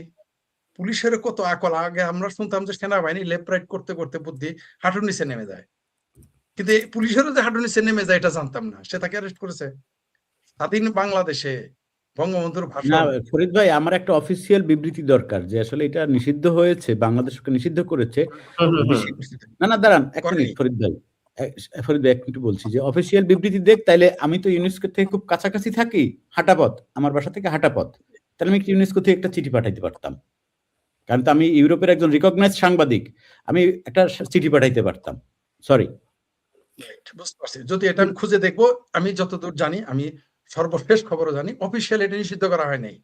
নিষিদ্ধ এক জিনিস আর বাদ দেওয়া তার এক জিনিস। আপনি আমার খেলতে নিলেন না, এটা আলাদা জিনিস। যখন বলেন শেখ ফরিদ আমার টিমে বা এই দেশে খেলতে পারবে না, সেটা আলাদা বিষয়। সেটা ঘোষণা দেওয়া হয় নাই। ওই পুলিশের সাসপেন্ড না, তার চাকরি চলে যাওয়া উচিত। প্রথমত এটা নিষিদ্ধ হয় নাই। আর এটা কিভাবে নিষিদ্ধ হয়? নিষিদ্ধ হলো তো তাকে সেটা এড়িয়ে যাওয়ার কথা। এটা নতুন কিছু না। শাহবাগ থানার ওসি বলেছে আর কি। হ্যাঁ, সে ওই ওসির কাণ্ড জ্ঞান লিঙ্গ জ্ঞান কিছুই নাই। ওর না রাজনীতির জ্ঞান আছে, ওর না আইনের জ্ঞান আছে। কোথায় আসলো? আমাদের চেয়ে কি ওই শাহবাগ থানার ওসি কি আমাদের চেয়ে বেশি বাংলাদেশের খবর রাখে যে সরকার কি বলতেছে? তো আরো শাস্তি হওয়া উচিত। আমি জানি, আমি তো বলছিলাম, মনে করছিলাম কনস্টেবল ফনস্টেবল। আমি বার্ডস আই ভিউ হিসেবে দেখেছি, নিউজটা দেখিনি। যদি কোনো ওসি বলে থাকে তার তো চাকরি চলে যাওয়ার কথা, এরকম একটা ফালতু চিন্তা ভাবনা করার জন্য। সে তার জানে নাকি অতি উৎসাহী ধরছে। যাই হোক, সেটা অন্য বিষয়। বঙ্গবন্ধুর ভাষণকে নিষিদ্ধ করার জন্য এটা নতুন কিছু না। এটা 75 সালের 15ই আগস্ট থেকে শুরু করা হয়েছে, অদ্যাবধি আছে এবং ভবিষ্যতেও চলবে। কিন্তু এটা টিকবে না, কারণ দিন শেষে বঙ্গবন্ধুকে ছাড়া আপনি টিকতে পারবেন না। আগামীর বাংলাদেশ কিন্তু বঙ্গবন্ধুর বাংলাদেশ হবে। আগামীর বাংলাদেশ অবশ্যই বঙ্গবন্ধুর বাংলাদেশ হবে। এবং আগামীর বাংলাদেশ না, ফরিদ ভাই, আমার আমার কাছে মনে হয় এই কথাটা একটু আমি ভুল ধরছি আপনার। বাংলাদেশ সবসময় বঙ্গবন্ধুর বাংলাদেশ ছিল, আজকেও, গতকালও ছিল, আগামীকালকেও। আপনার কথা, হ্যাঁ দুঃখিত, এখানে বঙ্গবন্ধুর বাংলাদেশ ছিল, আছে এবং থাকবে। আর আগামীতে যেটা বলতে চাইছে, আগামীতে আর কোনোদিন এই বঙ্গবন্ধু বিরোধীরা টিকে থাকতে পারবে কিনা আমার সন্দেহ আছে। এই যে তারা বাংলাদেশ আওয়ামী লীগকে এক্সট্রিম পর্যায়ে নিয়ে যাইতেছে, আমি জানি না বাংলাদেশ আওয়ামী লীগ এটা কিভাবে নিচ্ছে। তারা যদি মৌলবাদীদের সাথে আপোষ করে, কেউ কেউ এটাও মনে করেন কিঞ্চিত সম্ভাবনা আছে আপোষ করেন, সেটা আলাদা বিষয়, তাহলে তো কোনো আলাপই নাই। কিন্তু যদি আপোষ না করে আর মুক্তিযুদ্ধ বিরোধীদের সাথে বিরোধী আচরণই করতে হবে। তারা ক্ষমা করলো, আপনারা ক্ষমা করলো, আপনারা যারা মুক্তিযুদ্ধের পক্ষের, আওয়ামী লীগের পক্ষের বা আওয়ামী লীগ করে, তারা জামাতি শিবিরদের ক্ষমা করলো, তারা কিন্তু ক্ষমা করেনি। আমি নিজের চোখে দেখেছি, বন্ধু হিসেবে, আত্মীয় হিসেবে, পড়শি হিসেবে, গ্রামের লোক হিসেবে অনেকেই, মুখ চেনা হিসেবে অনেকেই জামাত শিবিরকে আশ্রয় দিয়েছিল। এটাকে আমি মন্দ মনে করিনি, একেবারেই মন্দ মনে, কারণ একটা মানুষকে আশ্রয় দিয়ে অয়েল। কিন্তু আপনি কাকে প্রশ্রয় দিয়েছিলেন? আপনাকে কি সেই বন্ধুটি, সেই আত্মীয়টি, সেই এলাকার লোকটি, সেই গ্রামের লোকটি, সেই ফ্ল্যাটের লোকটি কি আপনাকে এখন জায়গা দিচ্ছে? দেয়নি। কারণ ওরা কিন্তু শত্রু চিনে, আপনি কিন্তু শত্রু চিনেন না। এই জন্য ডক্টর হুমায়ুন আজাদ স্যার বলেছিলেন, রাজাকার আজীবন রাজাকার, মুক্তিযোদ্ধা আজীবন রাজাকার। মুক্তিযোদ্ধা নাও থাকতে পারে, আখতারুজ্জামান এবং কর্নেল ওলি তার সর্বশেষ প্রমাণ, আপনার সর্বশেষ না, মানে চলমান প্রমাণ। আরো এরকম পাবো, আস্তে আস্তে এরকম ধুরন্ধর যারা মুখোশ উন্মোচিত হবে, তাই আমাদের সচেতন করতে হবে। আমরা একটু এখন ফারাবির কাছে যাব, কিন্তু ফারাবির কাছে যাওয়ার আগে ফারাবি, আমি আপনার থেকে 1 মিনিট একটু সময় চেয়ে এনেছি। কয়েকজনই মানে কমেন্টস করেছে একটা, সেটা হচ্ছে গিয়ে বই প্রসঙ্গে। মানে আমি যে বইটার কথা উল্লেখ করলাম সেই বইটা কোথায় পাওয়া যাবে সেই ব্যাপারটা আমি আপনাদেরকে বলছি, এবং বইটা সম্পর্কে একটু জানতেও চেয়েছে কয়েকজন। আমি একটু বইটা দেখাতে চাই। বইটা হচ্ছে এরকম, বর্ণে বর্ণে বাঙালি, এবং এই হচ্ছে গিয়ে ধরেন বই এরিয়াটা ছিল অতে অতুল প্রসাদ সেন, এবং ছোটদের উপযোগী করে 4 লাইনের একটা ছড়া। বাংলা ভাষার গুণী শিল্পী, গানের মানুষ তিনি, দেশের গান মানুষের গান, গজল লিখেছেন যিনি। শরেয়াতে ছিল আলতাফ মাহমুদ, রশিতে ছিল বীর বিক্রম, ইউকে চিং। এবং ইন্টারেস্টিং ব্যাপার হচ্ছে ফরিদ ভাই, যে কেন আমি ইউকে চিং এর কথা এখানে দিলাম নামটা, এটা নিয়েও আমাকে একটা বিতর্কের মুখে পড়তে হয়েছিল। কিন্তু আমি তো চেয়েছিলাম সকল জাতি গোষ্ঠী সবার অবদানটাকে যাতে আমরা তুলে ধরতে পারি, সেই জায়গা থেকে ইউকে চিং দেওয়া। তো এই ছিল আসলে বই। শুরুতে উপেন্দ্র কিশোর রায়চৌধুরী, এবং আমি জোর দিয়েছিলাম বাংলা সাহিত্যের এবং বাংলাদেশের মুক্তিযুদ্ধে সবচেয়ে প্রাচীনতম যারা রয়েছে, যাদেরকে আমরা প্রায় ভুলে যাচ্ছি, সেই মানুষগুলোকে তুলে আনতে। উষারঞ্জন মুখোপাধ্যায়ের কথা এসেছিল, ঋত্বিক ঘটক, এস এম সুলতান, ওই এবং ও দিয়ে কিছু পাওয়া যায়নি কারো নাম। সৈয়দ ওয়ালিউল্লাহকে ওতে আনা হয়েছিল। তারপরে বীরশ্রেষ্ঠদের এগুলো ছিল, এবং কতে কাজী নজরুল ইসলাম, খতে আলাউদ্দিন খাঁ, গতে গিরিশচন্দ্র সেন, ঘতে মেঘনাথ সাহা, উমতে ছিল শঙ্খ ঘোষ, চতে চন্দ্রাবতী, প্রথম মহিলা কবি বাংলা সাহিত্যের, ছতে হাছন রাজা, যতে জাহানারা ইমাম। মানে এইভাবে করে আসলে বইটাকে সাজানো হয়েছিল। কৃত্তিবাস ওঝা, বন্দে আলী মিয়া, সুকান্ত, রবীন্দ্রনাথ, সবাই ছিল, যাতে বর্ণ শেখার পাশাপাশি আমরা এইটাও শিখতে পারি যে আমাদের আসলে ইতিহাসের শেকড়টা কোথায়, কোন জায়গা থেকে আজকের আমরা। সেখানে ততে তাজউদ্দিন আহমদ ছিলেন। আর বইটা কোথায় পাওয়া যায় সেটা আমি পরবর্তীতে একটা পোস্টে জানিয়ে দেবো, কারণ এই মুহূর্তে বাংলাদেশে কোথায় এই বইটা পাওয়া যায় সেটা বলাটাও আসলে আমার প্রকাশকের জন্য ঝুঁকিপূর্ণ। এই মুহূর্তে হয়তো লাইভে আমি বলছি না, নিশ্চয়ই আমি আপনাদের কমেন্টগুলো খেয়াল করব। আচ্ছা ফারাবি, আমি একটু একটা জায়গা করতে চাই, সেটা হচ্ছে আপনি যে সংকটের কথা বলেছেন সেই সংকট নিয়ে আমি এখন একটা ইচ্ছে জানিয়ে রাখলাম, সেটা হচ্ছে আপনার সঙ্গে আমি একটা আলাদা পর্ব করব, এবং সেটা হয়তো আর একটু যাতে আরো বেশি মানুষের কাছে পৌঁছায় সেরকম একটা প্ল্যাটফর্ম থেকেই করব, শুধুমাত্র এই সংকটগুলো নিয়ে কথা বলবার জন্য, এবং সেখানে নিশ্চয়ই দায়িত্বপ্রাপ্ত কাউকে আমি রাখতে চেষ্টা করব। শুধু আমি এখন আমার সেই আগের প্রশ্নটা একটু যেতে চাই। এই যে বঙ্গবন্ধু 7ই মার্চের ভাষণ, যেহেতু আজকে আসলে এটাই আমাদের টপিক, এখানে থাকতে চাই আমি। বঙ্গবন্ধুর ভাষণটাকে আজকের সময়ে এসে আজকের এই আন্দোলনের সাথে আপনি কিভাবে রিলেট করেন? কারণ আমি বারবার উপলব্ধি করি যে আমি কেন, যেরকম আমাদের সাইফুল বাদেন টিটু একটা কথা বলেছিল যেটা আমাকে ভীষণ নাড়া দিয়েছিল। অনেকে বলে না যে আমরা আওয়ামী লীগের পক্ষে কথা বলছি, আমরা পেইড। হ্যাঁ, এটা নিশ্চয়ই অনেকে আপনার সম্পর্ক ধারণা রাখে, ফারাবি আওয়ামী লীগ থেকে টাকা পায়, এই কারণে ফারাবি আওয়ামী লীগের পক্ষে হঠাৎ করে কথা বলা শুরু করে দিচ্ছে, ফারাবি পেইড।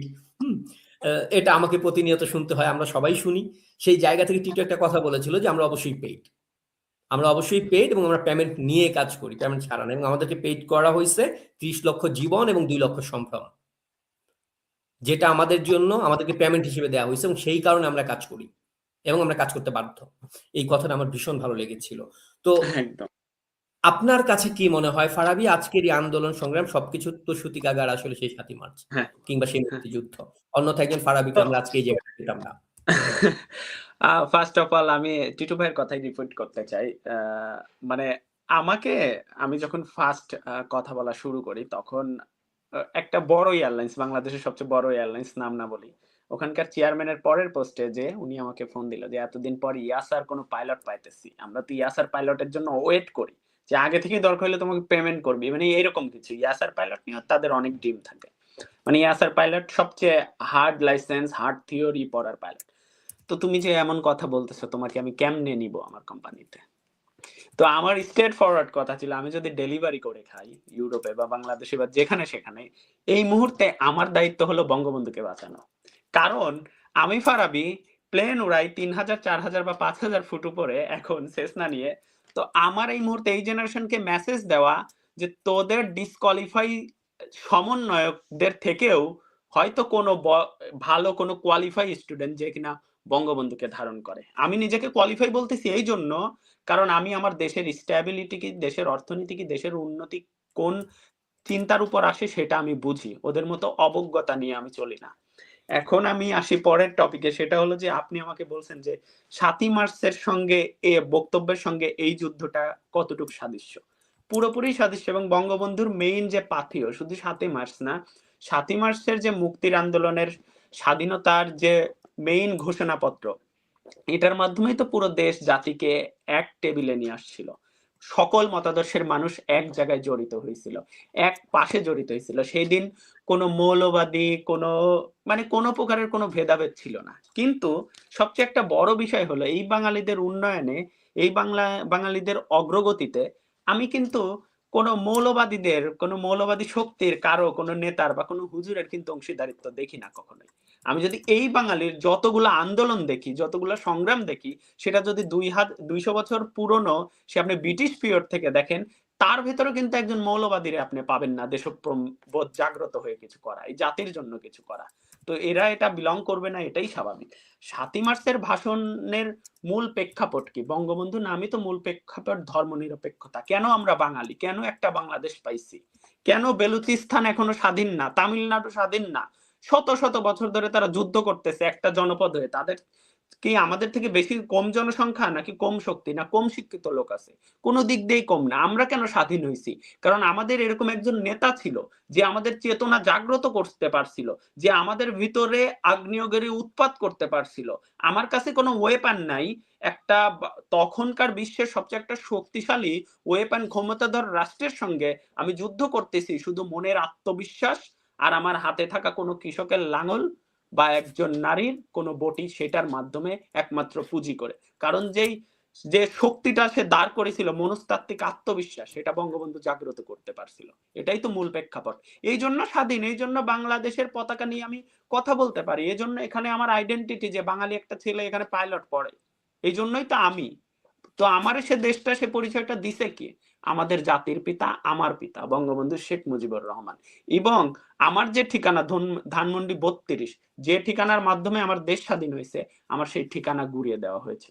কিন্তু এই যে এতটুকু অরাজকতা চলা হয়েছে, এই অরাজকতার পিছে আমি সবচেয়ে বেশি একটা জিনিস আমার মনে হয় এখনো এই জিনিসটা যারা এটার রক্ষণাবেক্ষণের দায়িত্ব নেয় বা দায়িত্ব বলে দাবি করে আওয়ামী লীগ, তারা চিন্তা করে না। সেটা হলো আপনার মেইন যে চেতনা, সেই চেতনার সঙ্গে মিল পড়ে কোন জিনিসগুলা? সেই চেতনার সঙ্গে মিল পড়ে মঞ্চ নাটক, সেই চেতনার সঙ্গে মিল পড়ে বিদ্রোহী কবিতা, সংস্কৃতি, 21শে ফেব্রুয়ারি, আপনার কোন সাংস্কৃতিক কার্যক্রম, অ্যাক্টিভিস্ট, 21শে ফেব্রুয়ারি শহীদ মিনারে খালি পায়ে যাওয়া। আমরা এই গত কয়েক বছরে আমি দেখলাম কখন যেন আমি হাই স্কুল লেভেল পার করলাম, তারপরে আস্তে আস্তে এই জিনিসগুলো শেষ হয়ে গেল। আমি ডিজিটালাইজেশন করলাম, কোনো সমস্যা নাই, কিন্তু আমি আমার সংস্কৃতিটা ডিজিটালাইজেশনের মাধ্যমে ধ্বংস করলাম। ডিজিটালাইজেশনও করব, আমার সংস্কৃতি রক্ষা করার জন্য আমি বিভিন্ন উদ্যোগ নিব। সংস্কৃতি বেঁচে থাকলে কবি নজরুলের বিদ্রোহী কবিতা বেঁচে থাকবে, জাতীয় সঙ্গীত রবি ঠাকুরের গানটা বেঁচে থাকবে। বাংলাদেশের যে সংস্কৃতি অঙ্গনে, কবিতা অঙ্গনে, যারা এই শামসুর রহমানের যে বঙ্গবন্ধুর নিয়ে কবিতা, এই কবিতা যখন আপনি আবৃত্তি করবেন এই সংস্কৃতির জন্যই, কোন একটা শিশু যখন আবৃত্তি করবে, তখন ওর বঙ্গবন্ধুর প্রতি প্রেম জেগে উঠবে, এই 7ই মার্চের ভাষণের প্রতি প্রেম জেগে উঠবে। আমরা তো এখান থেকে দূরে সরে গেছি, আমরা ডিজিটালাইজেশন করছি, আমরা মিমস তৈরি করে দিছি এই জেনারেশন রে। মিমস দেখায় ভক্ত, রিলস দেখায় ভক্ত, এবং এইগুলারে খুব খারাপ ভাবে ব্যবহার করছে এই বিরোধী শক্তিগুলা। কিন্তু মেইন তো কনসেপ্ট এই জায়গা। তো আপনি সংস্কৃতি ডেভেলপ করেন নাই, বলতেছেন আপনি চেতনাগত আইডিওলজি আপনি একদম ছড়াই দিবেন, আপনি শুধু মানে রাজনৈতিক নেতৃবৃন্দের মাধ্যমে আপনি চাইছেন সংস্কৃতি ডেভেলপ করতে, কিন্তু যে বঙ্গবন্ধুকে অতটা ধারণ করে না আমার মতো বা আপনার মতো, তার ক্ষেত্রে আপনি কি প্রেসক্রিপশন রাখছেন? বা অন্য একটা মৌলবাদী ফ্যামিলির, যে রাজাকার ফ্যামিলির সন্তান, তারে কিভাবে মোটিভেট করে বের করে নিয়ে আসবো, তার ক্ষেত্রে আপনি কি প্রিপারেশন রাখছেন? এরকম তো কোনো প্রিপারেশন ছিল না। আপনি কি গভীরভাবে চিন্তা করছেন?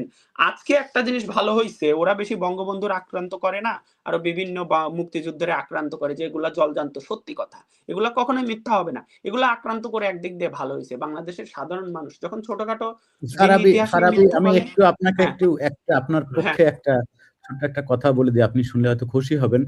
ঢাকা শহরে, ঢাকা ইউনিভার্সিটি এলাকায় এই মুহূর্তে হাজার হাজার মানুষ মাইক্রো সাউন্ড বক্স নিয়ে বঙ্গবন্ধুর ভাষণ বাজাচ্ছে এই মুহূর্তে, রাইট নাও, এখন এখন এবং শাহবাগ থানার সামনে একজন ভদ্র মহিলা তিনি মাইক নিয়ে বাজাচ্ছেন থানার সামনে। রাইট আচ্ছা, নাও। সবচেয়ে বিজয়টা আমাদের কই জানেন? এই দেখেন আমার লোম দাঁড়ায় যাচ্ছে। তো সবচেয়ে আমার বিজয়টা হলো এই জায়গায়, আপনি যত বেশি বঙ্গবন্ধুর অ্যাটাক করতে যাবেন জলজান্ত সত্যিগুলা নিয়ে, তত শক্তিশালী হয়ে যাবে, ততই স্ফুলিঙ্গ আরো দাও দাও করে জ্বলবে। কারণ আপনারা তখন এই বিরোধী শক্তিগুলোর পর্যায়ে যাবে। কারণ আমরা তো এই বক্তব্যটা ইউজ করে তো আমরা কয়েকটা বছর ব্যবসা করছি, এটা তো মানতে হবে। আওয়ামী লীগ তো ব্যবসা করছে, কিছুটা হইলেও করছে। আওয়ামী লীগের আপনি বঙ্গবন্ধুর আইডিওলজির কথা বলবেন, আপনি ওপেনলি বঙ্গবন্ধুরে ছবি বুকে ধারণ লাগায় আপনি ওপেন মার্কেটে আপনি দুর্নীতি করবেন, এটা তো সাংঘর্ষিক মুজিববাদের সঙ্গে, এটা তো বঙ্গবন্ধুর সঙ্গে সাংঘর্ষিক, এটা তো হয় না। আওয়ামী লীগের দায়িত্ব হলো এদেরকে আগে কিক আউট করে বের করা। কিক আউট করে বের করলে তাইলে রক্ষা পাবে বঙ্গবন্ধু, রক্ষা পাবে মুজিববাদ। নইলে এই জেনারেশনে কিছু পোলাপান ভাববে যে মুজিববাদ মানেই মনে হয় যে এদের এটারে পুঁজি করে দুর্নীতিবাদ, যেটা ওদের কমন ডায়লগ, যেটা ওরা বলে। আসলে এটা বলার তো একদিকে ওরা যুক্তিটা দাঁড় করতে পারে, কিন্তু আমরা যদি এর সলিউশনটা করতাম তাহলে হয়তো এই জিনিসটা দাঁড় করাতে পারতো না। এখন আমার আইডিওলজি কিছুটার সঙ্গে যদি কোনো বাম সংগঠনের মিল হয়, আমি তার একটা সাইডে রেখে প্রমোট করব। যদি সংস্কৃতি ডেভেলপ করলে যদি আমার আইডিওলজির ইনডাইরেক্টলি যদি উদ্দেশ্য হাসিল হয়, আমি সেটার দিকে ফোকাস দিব। আমি কি সেটা করছি? কখনোই না। আমি শুধু মুখে বলে গেছি বঙ্গবন্ধুর চেতনা, বঙ্গবন্ধুর মানে বক্তব্য দাও আনুষ্ঠানিকভাবে, এটা জাস্ট বক্তব্য, একটা রিডিং বক্তব্য, কিন্তু এটারে জাগ্রত করা, এটা জাগ্রত তৈরি করা, জাগরণ তৈরি করা, যে মনের ভেতর শেখানো, এটা তো আমার মনে হয় আওয়ামী লীগের নিজের যারা আওয়ামী লীগের অংশীদারিত্ব দাবি করে তাদের সন্তানদেরই শেখাতে পারে নাই। যার কারণেই তো রাজ্জাকের মতো যে আওয়ামী লীগের সাধারণ সম্পাদক হতে চায়, রাজ্জাক আব্দুর রাজ্জাকের মতো লোক, তার ছেলে তার বান্ধবী বাঁধনরে নিয়ে ফুর্তি করে বেড়ায় ইউরোপে, এবং তার যে ইনকাম করা, ব্যবসা করার টাকা হয়তো সেই মন্ত্রীর আওয়ামী লীগের টাকা দিয়ে সে সিনেমা মেক করে বেড়ায় এই আপনার পাকিপন্থী চিন্তক মানুষদের। তো সবচেয়ে বড় কথা, এইগুলা থেকে সমাধান যদি আওয়ামী লীগ না আসে না, আওয়ামী লীগ তো আসবে। আওয়ামী লীগের মূল শক্তি হলো বঙ্গবন্ধু। আওয়ামী লীগের যত না শক্তি, তার চেয়ে আওয়ামী লীগ টিকেই আছে এই বঙ্গবন্ধুর জন্য। আমি একটু আপনাকে থামাচ্ছি আমাদের টেকনিক্যাল কারণে, কারণ আমাদের শেখ ফরিদ ভাইয়ের আরেকটা শো রয়েছে। তো আমরা হয়তো আরো 10 মিনিট এটা কন্টিনিউ করবো, আলোচনায় আমরা থাকবো। কিন্তু শেখ ফরিদ ভাইকে আমরা একটু বিদায় দিচ্ছি। শেখ ফরিদ ভাই, আপনি আমাদের সঙ্গে যুক্ত হবার জন্য ধন্যবাদ, এবং অবশ্যই যুক্ত হবেন। আগামীকাল রাত 11টায় আপনার শো রয়েছে, ঘুমাবেন না প্লিজ। হ্যাঁ, ঘুমাবেন না সেই সময়, ঠিক আছে? ভালো থাকবেন। ফারাবি, টিটু এবং আপনার দর্শকদেরকে অনেক অনেক ধন্যবাদ। খুব ভালো লাগলো আমাদের নতুন অতিথির সাথে কথা বলার জন্য। I am proud of you. Okay, thank you ভাই। ওকে শেখ ফরিদ ভাই,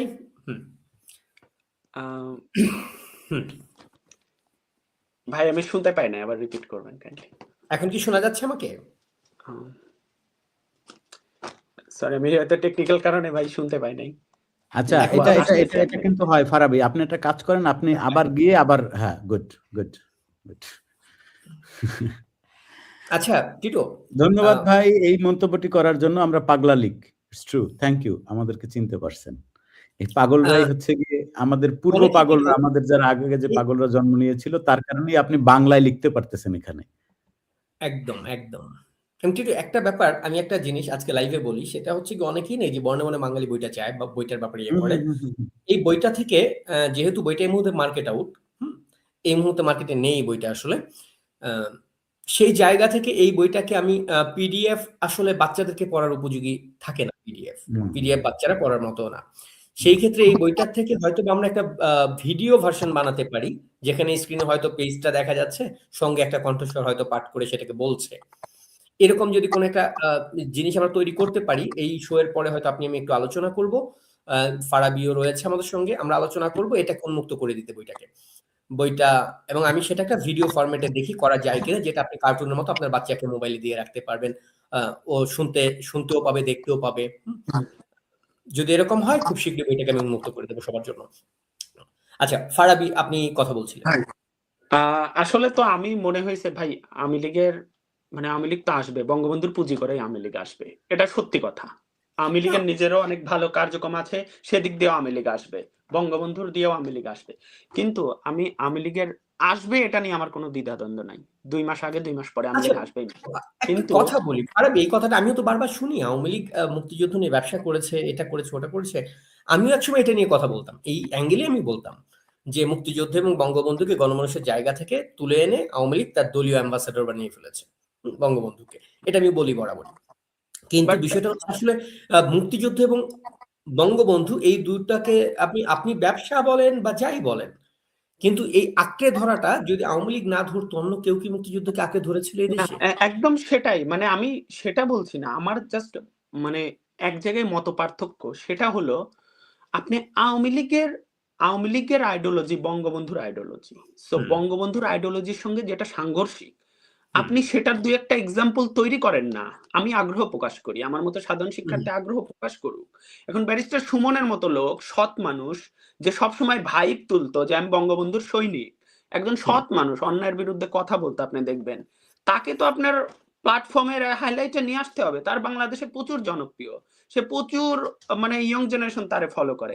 সো এই লোকদেরকে নিয়ে আসতে হবে। আপনি যদি কারাপ্টেড কিছু লোক, যেমন ধরেন কারাপ্টেড কিছু লোক আছে যারা টোটালি মার্কা মারা সমাজে, তাদেরকে যদি আপনি বারবার প্রমোট করেন, আমার কনফ্লিক্টটা হলো সেই জায়গায় আওয়ামী লীগের সঙ্গে। এছাড়া কিছু না। তো সেখান থেকে আমি চাচ্ছি যে আওয়ামী লীগ তো আসবেই। কারণ আওয়ামী লীগের জন্যই মুক্তিযুদ্ধ বেঁচে আছে। কারণ আমি তারেক রহমান, যে কিনা একজন সেক্টর কমান্ডারের সন্তান, যিনি দাবি করেন। কিন্তু আমার প্রশ্ন হলো, উনি সেক্টর কমান্ডারের সন্তান বা বীর মুক্তিযোদ্ধার সন্তান। কিন্তু বিষয় হলো উনার কার্যক্রম বা চেতনায় কি মনে হয় যে উনি একজন সেক্টর কমান্ডারের সন্তান?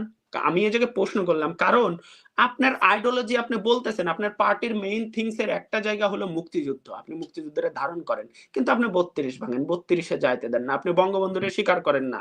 আপনি on behalf to Bangabandhu Sheikh Mujib বলা ঘোষণাপত্র পাঠ করার একজন পাঠকরে আপনি ঘোষক বলে দাবি করতে চান। তাহলে আজকের যুগে এসে তো এমন না যে ইংরেজিটা ট্রান্সলেট করতে পারে না আমাদের জেনারেশন, তা তো না। আজকের যুগে ইতিহাসের জায়গায় ইতিহাস থাক না। আমরা প্রতিযোগিতা করি ভালো রাজনীতির। সেটা করুন না। ইতিহাসের জায়গা বঙ্গবন্ধুর জায়গায়, মহান জায়গায় থাক। সেক্টর কমান্ডারের জায়গায় জিয়াউর রহমান থাক। তাদের শাসনামল নিয়ে অনেক অভিযোগ থাক। কোনো সমস্যা নাই। কিন্তু আপনি ইতিহাসের জায়গায় ইতিহাস রেখে একটা ব্যাপার টিটু ভাই, আপনার মনে আছে সরকারিভাবে না কিন্তু আওয়ামী লীগের সময় একটা কথা উঠেছিল, সেটা কিছু অতি উৎসাহী আওয়ামী লীগ ঘনিষ্ঠ অতি উৎসাহী লোকজন ছড়িয়েছিল। সেটা হচ্ছে জিয়াউর রহমানের যে কি বলে যে পদক বা তার যে কি বলে এটাকে আসলে উপাধি যেটা পেয়েছিল সে মুক্তিযুদ্ধের জন্য, আহ, সেই তার উপাধিটা কেড়ে নেওয়া হবে, এটা বাতিল করতে হবে, এরকম একটা দাবি উঠে এলো। তখন এটা কিন্তু আমি তীব্রভাবে বিরোধিতা করেছিলাম। কারণ ৭১ এ এটা যেটা এটা ঘোষণা এটা সম্পর্কে আমি রাসেল ভাই হবে। একটা কথা বলবো। এটা সম্পর্কে আমি বলি, সেটি হচ্ছে আপনি বোধহয় এই পোস্টটি দেখেছেন এবং এটা ভিডিও করেছিলাম। সেটি হচ্ছে পরিষ্কার ভাষায় বলি, আমি যদি হচ্ছে গিয়ে আ আরেকজনের মায়েরে গালি দিই, সেও আমার মায়েরে গালি দিবে। হুম, মুক্তিযুদ্ধ এই যে ধরেন বলা হয় যে বঙ্গবন্ধুকে হত্যা করার জন্য জিয়াউর রহমানের এই ছিল বা জিয়াউর রহমানের ছিল। আপনি যদি সেটা মনে করেন, আপনি সেটা প্রমাণ নিয়ে এসে সেটা নিয়ে এখন ভিডিও বানানো মুক্ত এবং বহুত কিছু করতে পারেন, করেন। কিন্তু জিয়াউর রহমানের মুক্তিযুদ্ধে অবদান নিয়ে তার আ কি বলে আপনার তার পদক তার যে তাকে যে ইয়েটা দেওয়া হয়েছে, খেতাব দেওয়া হয়েছে, সেই খেতাব নিয়ে কথা। তারপরে হচ্ছে গিয়ে ওখান থেকে আপনার কি বলে ওটাকে? আ আ যে তার যে মাজার যেখানে রয়েছে সেটা ওখান থেকে রিমুভ করা। এইটি কিন্তু আমাদের বঙ্গবন্ধুরকে অসম্মানিত করার, যে যেমন ধরেন আজকে মানে অত্যন্ত পরিতাপের সাথে একটি দৃশ্য আমাদেরকে দেখতে হচ্ছে যে কোথায় যেন হচ্ছে গিয়ে আওয়ামী লীগের অফিস ভেঙে সেখানে শেখ মুজিব টয়লেট বানিয়েছে এবং এটার জন্য কিন্তু আমরাও কম দায়ী না। হ্যাঁ? এটার জন্য আমরাও কম দায়ী না। আমাদের উচিত ছিল না এগুলো করা। এই যে রাজনৈতিক শিষ্টাচার, এটি কিন্তু খুব গুরুত্বপূর্ণ একটি বিষয়। আমি আপনাকে একটু নিজের জীবন থেকে একটু উদাহরণ দেই। সেটি হচ্ছে আমি দেখলাম ইউরোপে আমি ধরেন কথার কথা আমি যদি ২০ টা ইউরোপের দেশে ঘুরে থাকি, তাহলে সেটা কিন্তু ২-৩ দিনের জন্য যাওয়া না। আমি এখন সুইজারল্যান্ডে আছি, আমি কিন্তু ১ মাস ধরে আছি। সাদত রাসেল ভাই তো অবশ্যই জানেন। আমি এখানে আরো ১ মাস থাকবো। আমি কিন্তু এখানে রাজনৈতিক শিষ্টাচার কিরকম কি এগুলো কিন্তু ভাই দেখি আমি এটা, এবং আমার এটা পাঠের অংশ, মানে আমার পড়াশোনার অংশ রাসেল ভাই। তো আমি ইউরোপের মানুষের, রাসেল ভাই আপনি স্টিল হয়ে আছেন কিন্তু মানে রাজনৈতিক শিষ্টাচার শেখাটা আমাদের জন্য খুব বেশি জরুরি। না হলে জাতির পিতার মতো একজন মানুষকে অসম্মান করার ধৃষ্টতা যারা দেখায়, তারা মানে এটা আমি যে কথাটি তখন বলতে চেয়েছিলাম, কথাটি অন্যদিকে ট্রান্সফার হয়ে গেছে। সেটা হচ্ছে বঙ্গবন্ধুর অনেক মুরাল যেগুলো কিন্তু আওয়ামী লীগ বানায় নাই। হ্যাঁ, কিভাবে বানিয়েছে আমি একটু বলি। এটা আপনি হয়তো দেখেছেন, ফারাবি হয়তো দেখেছেন। ঢাকা শহরে দেখবেন যে অনেক স্ট্যাচু আছে, নিচে লেখা অমুক ব্যাংক। কথা বুঝেন? হয়তো ওই ব্যাংক অন্য কোন একটা স্কিমে তাদের নিয়ম-টিয়ম এসব পরিবর্তন করবে। কথার কথা, ধরেন একটা ব্যাংকে হয়তো জীবন বীমা করার নিয়ম নাই। তারা হয়তো এটা সরকারের কাছে আবেদন করছে, শেখ হাসিনার কাছে আবেদন করছে। এবার সেটা শেখ হাসিনা দিবে কি দিবে না, এর আগে বঙ্গবন্ধুকে নিয়ে বিশাল একটা স্ট্যাচু বানায়া উপহার দিছে। কে? আইএফআইসি ব্যাংক বা ধরেন এক্সিম ব্যাংক। হ্যাঁ, এইটা ধরেন তারা হিসাব করছে, যেটা জামায়াতেরা যেটা দেখাইছে যে সারা বাংলাদেশে ৩,০০০ কোটি টাকার বঙ্গবন্ধুর মুরাল বানাইছে। কিন্তু শুয়ারে বাচ্চা, তোরা কি এটা জানোস যেটা কে বানাইছে? এটা কি সরকারের টাকায় বানানো হয়েছে না হয়েছে, এটা কি তোরা জানোস? আমি নিজে সাক্ষী, রাসেল ভাই আমার ধারণা আপনিও সাক্ষী। কারণ আমাদের দুইজনের কাজ করার, আমি আর আপনি হয়তো একসাথে কোনো প্রজেক্ট করি নাই, কিন্তু আপনি আমি ঘুরে ফিরে কিন্তু একই জিনিস নিয়ে কাজ করছি। আপনার সিনেমা যে সময় যেই জিনিস নিয়ে মুক্তি পাইছে, আমার বই ওই সময় একই জিনিস নিয়ে কিন্তু আমার বই বের হইছে। ঘুরে ফিরে কিন্তু আমি আপনি একই জিনিস নিয়ে কাজ করছি। এই যে বিষয়গুলো, এই বিষয়গুলো নিয়ে কিন্তু খুব, এবং আপনি কি জানেন যে শেখ হাসিনা বার্ন ইউনিটের নামটি শেখ হাসিনার কে অখুশি করে রাখা হয়েছে? এটা কি জানেন আপনি? সাদত রাসেল এটা কি জানেন? উনি কিন্তু বিরোধিতা করছে অনেকবার। বিরোধিতা করেছে। এই যে বিষয়গুলো, এইগুলো এবং শেখ হাসিনা বিরোধিতা কইরা কিন্তু উনি যে এরপর এটা বন্ধ করছেন তা না। অথচ এই বার্ন ইউনিটের নাম কিন্তু ধরেন কথার কথা আমাদের মানে যারা স্বাধীনতায় যুদ্ধের সময় ধরেন হয়তো কোন পরিবারটি পুড়ে মারা গেছে, কোন পরিবারে আগুন দেওয়া হয়েছে, সেই পরিবারের উদ্দেশ্য করে কিন্তু আমাদের এখানে আমাদের দেশের এয়ারপোর্টের নাম কেন হযরত শাহজালাল এয়ারপোর্ট নাম, কেন এটার বীরশ্রেষ্ঠ মতিউর রহমানের নামে আমাদের দেশের সেই এয়ারপোর্টের নাম হবে না? আমার প্রশ্নের জবাব দেন। মতিউর রহমানের নামে একটা এয়ারপোর্ট আছে বাংলাদেশে? এই পাইলট আছে একটা নাম আছে? না না না, কিচ্ছু নাই। শুধু এয়ারপোর্ট না, কিছুই নাই, কিচ্ছু নাই। এই জায়গাটা আসলে এই জায়গাটা নিয়ে কয়টা ক্যান্টনমেন্টের নাম আছে? দাঁড়ান, এই যে 7 জন বীরশ্রেষ্ঠের নামে কয়টা ক্যান্টনমেন্ট আছে? কথার জবাব দেন। আজকে আমাদের নৌবাহিনীর লোক কি একটাও মারা যায় নাই? আমাদের আমি তো নৌবাহিনীর সাথে কাজ করতে হয়েছে, এটা তো জানেনই।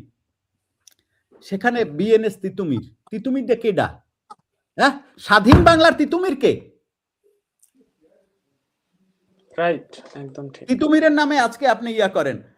আমাদের যুদ্ধ জাহাজের নাম হচ্ছে হামজা। কে হামজাটা? কে স্বাধীন বাংলার হামজা? কে? এখন এটার সঙ্গে তো আসলে ধর্মভিত্তিক রাজনীতিটা জড়িত, এবং এটা মানে অপ্রিয় হলো না, এইটাই আমাদেরকে বুঝাইতে হবে। এই যে তরুণ যে পাইলট আজকে আমাদের সাথে যুক্ত হয়েছে, আমাদেরকে এইটা বুঝাইতে হবে যে ধর্ম একটা অত্যন্ত পুত পবিত্র জিনিস। অ্যাকর্ডিং টু ইসলাম, মানে প্রত্যেকটা ধর্মগ্রন্থ অনুযায়ী ধর্ম একটা পবিত্র জিনিস, কিন্তু রাজনীতিকে কিন্তু আমরা পবিত্র বলতে পারি না। আমি রাজনীতি করি একেবারে রুট লেভেলের রাজনীতি, মানে আমি কিন্তু আপনাদের শহরের রাজনীতি করা লোক না, আমি কিন্তু ভিলেজ, বারবার এটা আমি গর্ব অহংকার করে বলি যে আমি ভিলেজ পলিটিক্স করা লোক। সুতরাং রাজনীতি আপনি যে রাজনীতিই করেন না কেন, প্রত্যেক রাজনীতির মধ্যে আপনাকে মিথ্যে বলতে হবে। আজকে কেউ বলতে পারবে যে মিথ্যে কথা বলে নাই? রাজনীতি নিয়ে মিথ্যা কথা, আব্রাহাম লিঙ্কন থেকে শুরু করে আজকে সাদত রাসেল বা ফারাবি পর্যন্ত কেউ বলতে পারবে যে রাজনীতিতে মিথ্যা নাই? তাহলে আপনি ধর্ম আর রাজনীতিকে কেন আলাদা করেন না? দেশের সামরিক বিষয় এইসবের সাথে আপনি ধর্ম কেন নিয়ে আসেন? আপনি কেন মুক্তিযোদ্ধাদের নামে আমাদের দেশে কি মুক্তিযুদ্ধের মানে আপনি বেলুনিয়ার যে ক্যাম্পের যে হিস্ট্রি এটা নিশ্চয়ই জানেন, সেইখানে যারা শহীদ তাদের নামে কিছু আছে। আজকে আপনি ঢাকা শহরে কয়টা, এই যে শুধুমাত্র মুক্তিযোদ্ধা সেলিনার নামে বোধহয় একটা রাস্তা আছে। আমাদের দেশে কয়টা কলেজ, কয়টা ইউনিভার্সিটি আছে মুক্তিযোদ্ধাদের নামে? কিভাবে জানবে এদের নাম মানুষ? এই জায়গাটা আমরা লাইভের একেবারে শেষ পর্যায়ে রয়েছি। কেউ বেরোতে হবে। এই জায়গাটা আমার কাছে ভালো লাগে, কলকাতার একটা কালচার, সেটা হচ্ছে একদম মানে ওদের প্রত্যেকটা মেট্রো স্টেশন থেকে শুরু করে প্রত্যেকটা জায়গার নামগুলোকে এত চমৎকার ভাবে ঐতিহাসিক মানুষগুলোর সঙ্গে ওরা মানে কি বলে জুড়ে রেখেছে যে আপনি কলকাতা ঘুরলে মোটামুটি কলকাতার সাথে জড়িত সেই কারা মানে আমি 10টা সেকেন্ড নেই। আমার যখন মেট্রো রেল যখন হয়, মেট্রো রেলের ওই সময় ম্যানেজিং ডিরেক্টর যিনি ছিলেন তিনি আমার পরিচিত ছিলেন। তাকে বললাম আমি 22টা স্টেশনের নাম দিলাম, 22টা স্টেশনের নাম দিয়েছি আমি আলাদা করে, এই নামে রাখেন। 7 জন বীরশ্রেষ্ঠের নামে 22টা স্টেশনের ইয়ার নাম থাকুক, কাজী নজরুলের নামে একটা নাম থাকুক, রবীন্দ্রনাথের নামে একটা নাম থাকুক।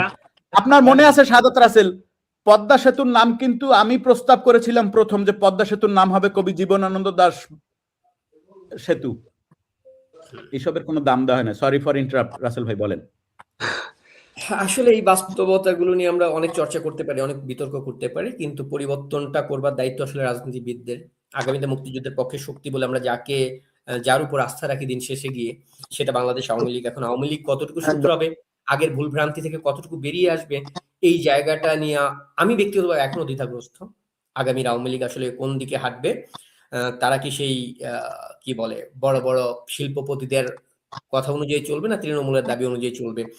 বঙ্গবন্ধুর অসাম্প্রদায়িক আওয়ামী লীগ হবে, নাকি কি বলে যে হেফাজতকে রেলওয়ের জমি দেয়া আওয়ামী লীগ হবে? এটা আসলে আওয়ামী লীগকে সিদ্ধান্ত নিতে হবে। আমরা চিৎকার করতে পারি, আমরা কথা বলতে পারি, সেটা গত 17 বছরও করেছি আমরা এই কাজটা, এই দাবিগুলো অনবরত তুলে গিয়েছি। কিন্তু আমরা প্রত্যাশা রাখি 5ই আগস্টের পরে আওয়ামী লীগ অন্ততপক্ষে সেই বঙ্গবন্ধুর আওয়ামী লীগটাকে পুনর্জীবিত করার জন্য কাজ করবে। মৌলবাদীদের সঙ্গে আতাত করে ক্ষমতায় টিকে থাকার রাজনীতি আর যে করুক, বাংলাদেশে আওয়ামী লীগ না করুক, আমরা শুধু এইটুকু প্রত্যাশা রাখি। আমি আজকে আমাদের সঙ্গে শেখ ফরিদ ভাই ছিলেন, শেখ ফরিদ ভাই তো চলে গেলেন। হাসিব বিশ্বাস ফারাবী, আপনার প্রতি কৃতজ্ঞতা জানাচ্ছি এবং সত্যি আনন্দ লেগেছে আপনার সঙ্গে কথা বলে, এবং নিশ্চয়ই আমাদের কথা আরো হবে, আরো অনেক বিষয় নিয়ে আপনি সমালোচনার যে জায়গাটা রাখতে চান, এবং আমরা কি বলে স্তুতি বাক্যের চাইতে বেশি প্রাধান্য দিতে চাই সমালোচনার ভাষাকে। একদম সমালোচনাটাকে আমরা প্রাধান্য দিতে চাই। যেরকম আমার লাইভে অনেক সময় অনেক সিনিয়র নেতা আসেন, সঙ্গে হয়তো জুনিয়র কোন একজন কর্মী আসেন, আমি শুরুতেই কর্মীকে বলে দিই, ভাই লাইভে একটা কোনো নেতাকে তেল দেওয়া টাইপের কথা বলা যাবে না, তাকে আমার সঙ্গে আছেন আমার প্রিয় অমুক ভাই একটা শব্দ ভাই বলতে পারবেন না, আমার প্রথম শর্ত এটা আমি বলে দিই। স্তুতি বাক্যের জায়গা থেকে বেরোতে হবে, আমাদেরকে গঠনমূলক আলোচনা সমালোচনার মধ্যে দিয়েই পরিশুদ্ধ হতে হবে। ফারাবী, আপনার প্রতি কৃতজ্ঞতা জানাচ্ছি এত সময় দেওয়ার জন্য। আপনাকেও ধন্যবাদ, এবং টিটু ভাই কথা বলতে পেরে ভালো লাগছে আমার। ভালো থাকবেন ভাই, দোয়া করবেন। নিশ্চয়ই আবার কথা হবে। দর্শকদেরকে কৃতজ্ঞতা জানাচ্ছি আমাদের সঙ্গে এতটা সময় থাকবার জন্য। আপনি একদিন হঠাৎ করে ফ্লাই করে এসে কিন্তু লানভেত্তার এয়ারপোর্টে ল্যান্ড করবেন। ওকে ভাই, ওকে ইনশাআল্লাহ। দর্শকদের প্রতি কৃতজ্ঞতা জানাচ্ছি আমাদের সঙ্গে এতটা সময় থাকবার জন্য। আমরা যে কথাগুলো বললাম এগুলো যদি মুক্তিযুদ্ধের পক্ষে আপনার অনুভূতিকে আরেকটু শানিত করে, দলীয় রাজনীতির বাইরে গিয়ে মুক্তিযুদ্ধ, বঙ্গবন্ধু এই জায়গাটাকে ধারণ করবার জন্য আপনাকে উদ্বুদ্ধ করে, তাহলে আসলে আমাদের এত কথা বলা সার্থক। মুক্তিযুদ্ধের পক্ষে হতে গেলে আপনাকে আওয়ামী লীগ হবার দরকার নেই। বঙ্গবন্ধুকে ভালোবাসতে গেলে কাউকে আওয়ামী লীগ হতে হয় না। এই বাংলাদেশে জন্ম নিয়েছি বলেই বঙ্গবন্ধু আমার, এই বাংলাদেশে জন্ম নিয়েছি বলেই মুক্তিযুদ্ধ আমার। এর বিরুদ্ধে যারা থাকে তাদের সঙ্গে লড়াই আমি মৃত্যুর আগ পর্যন্ত করে যাব। একদম। ধন্যবাদ, সবাই ভালো থাকবেন। জয় বাংলা, জয় বঙ্গবন্ধু। জয় বাংলা, জয় বঙ্গবন্ধু।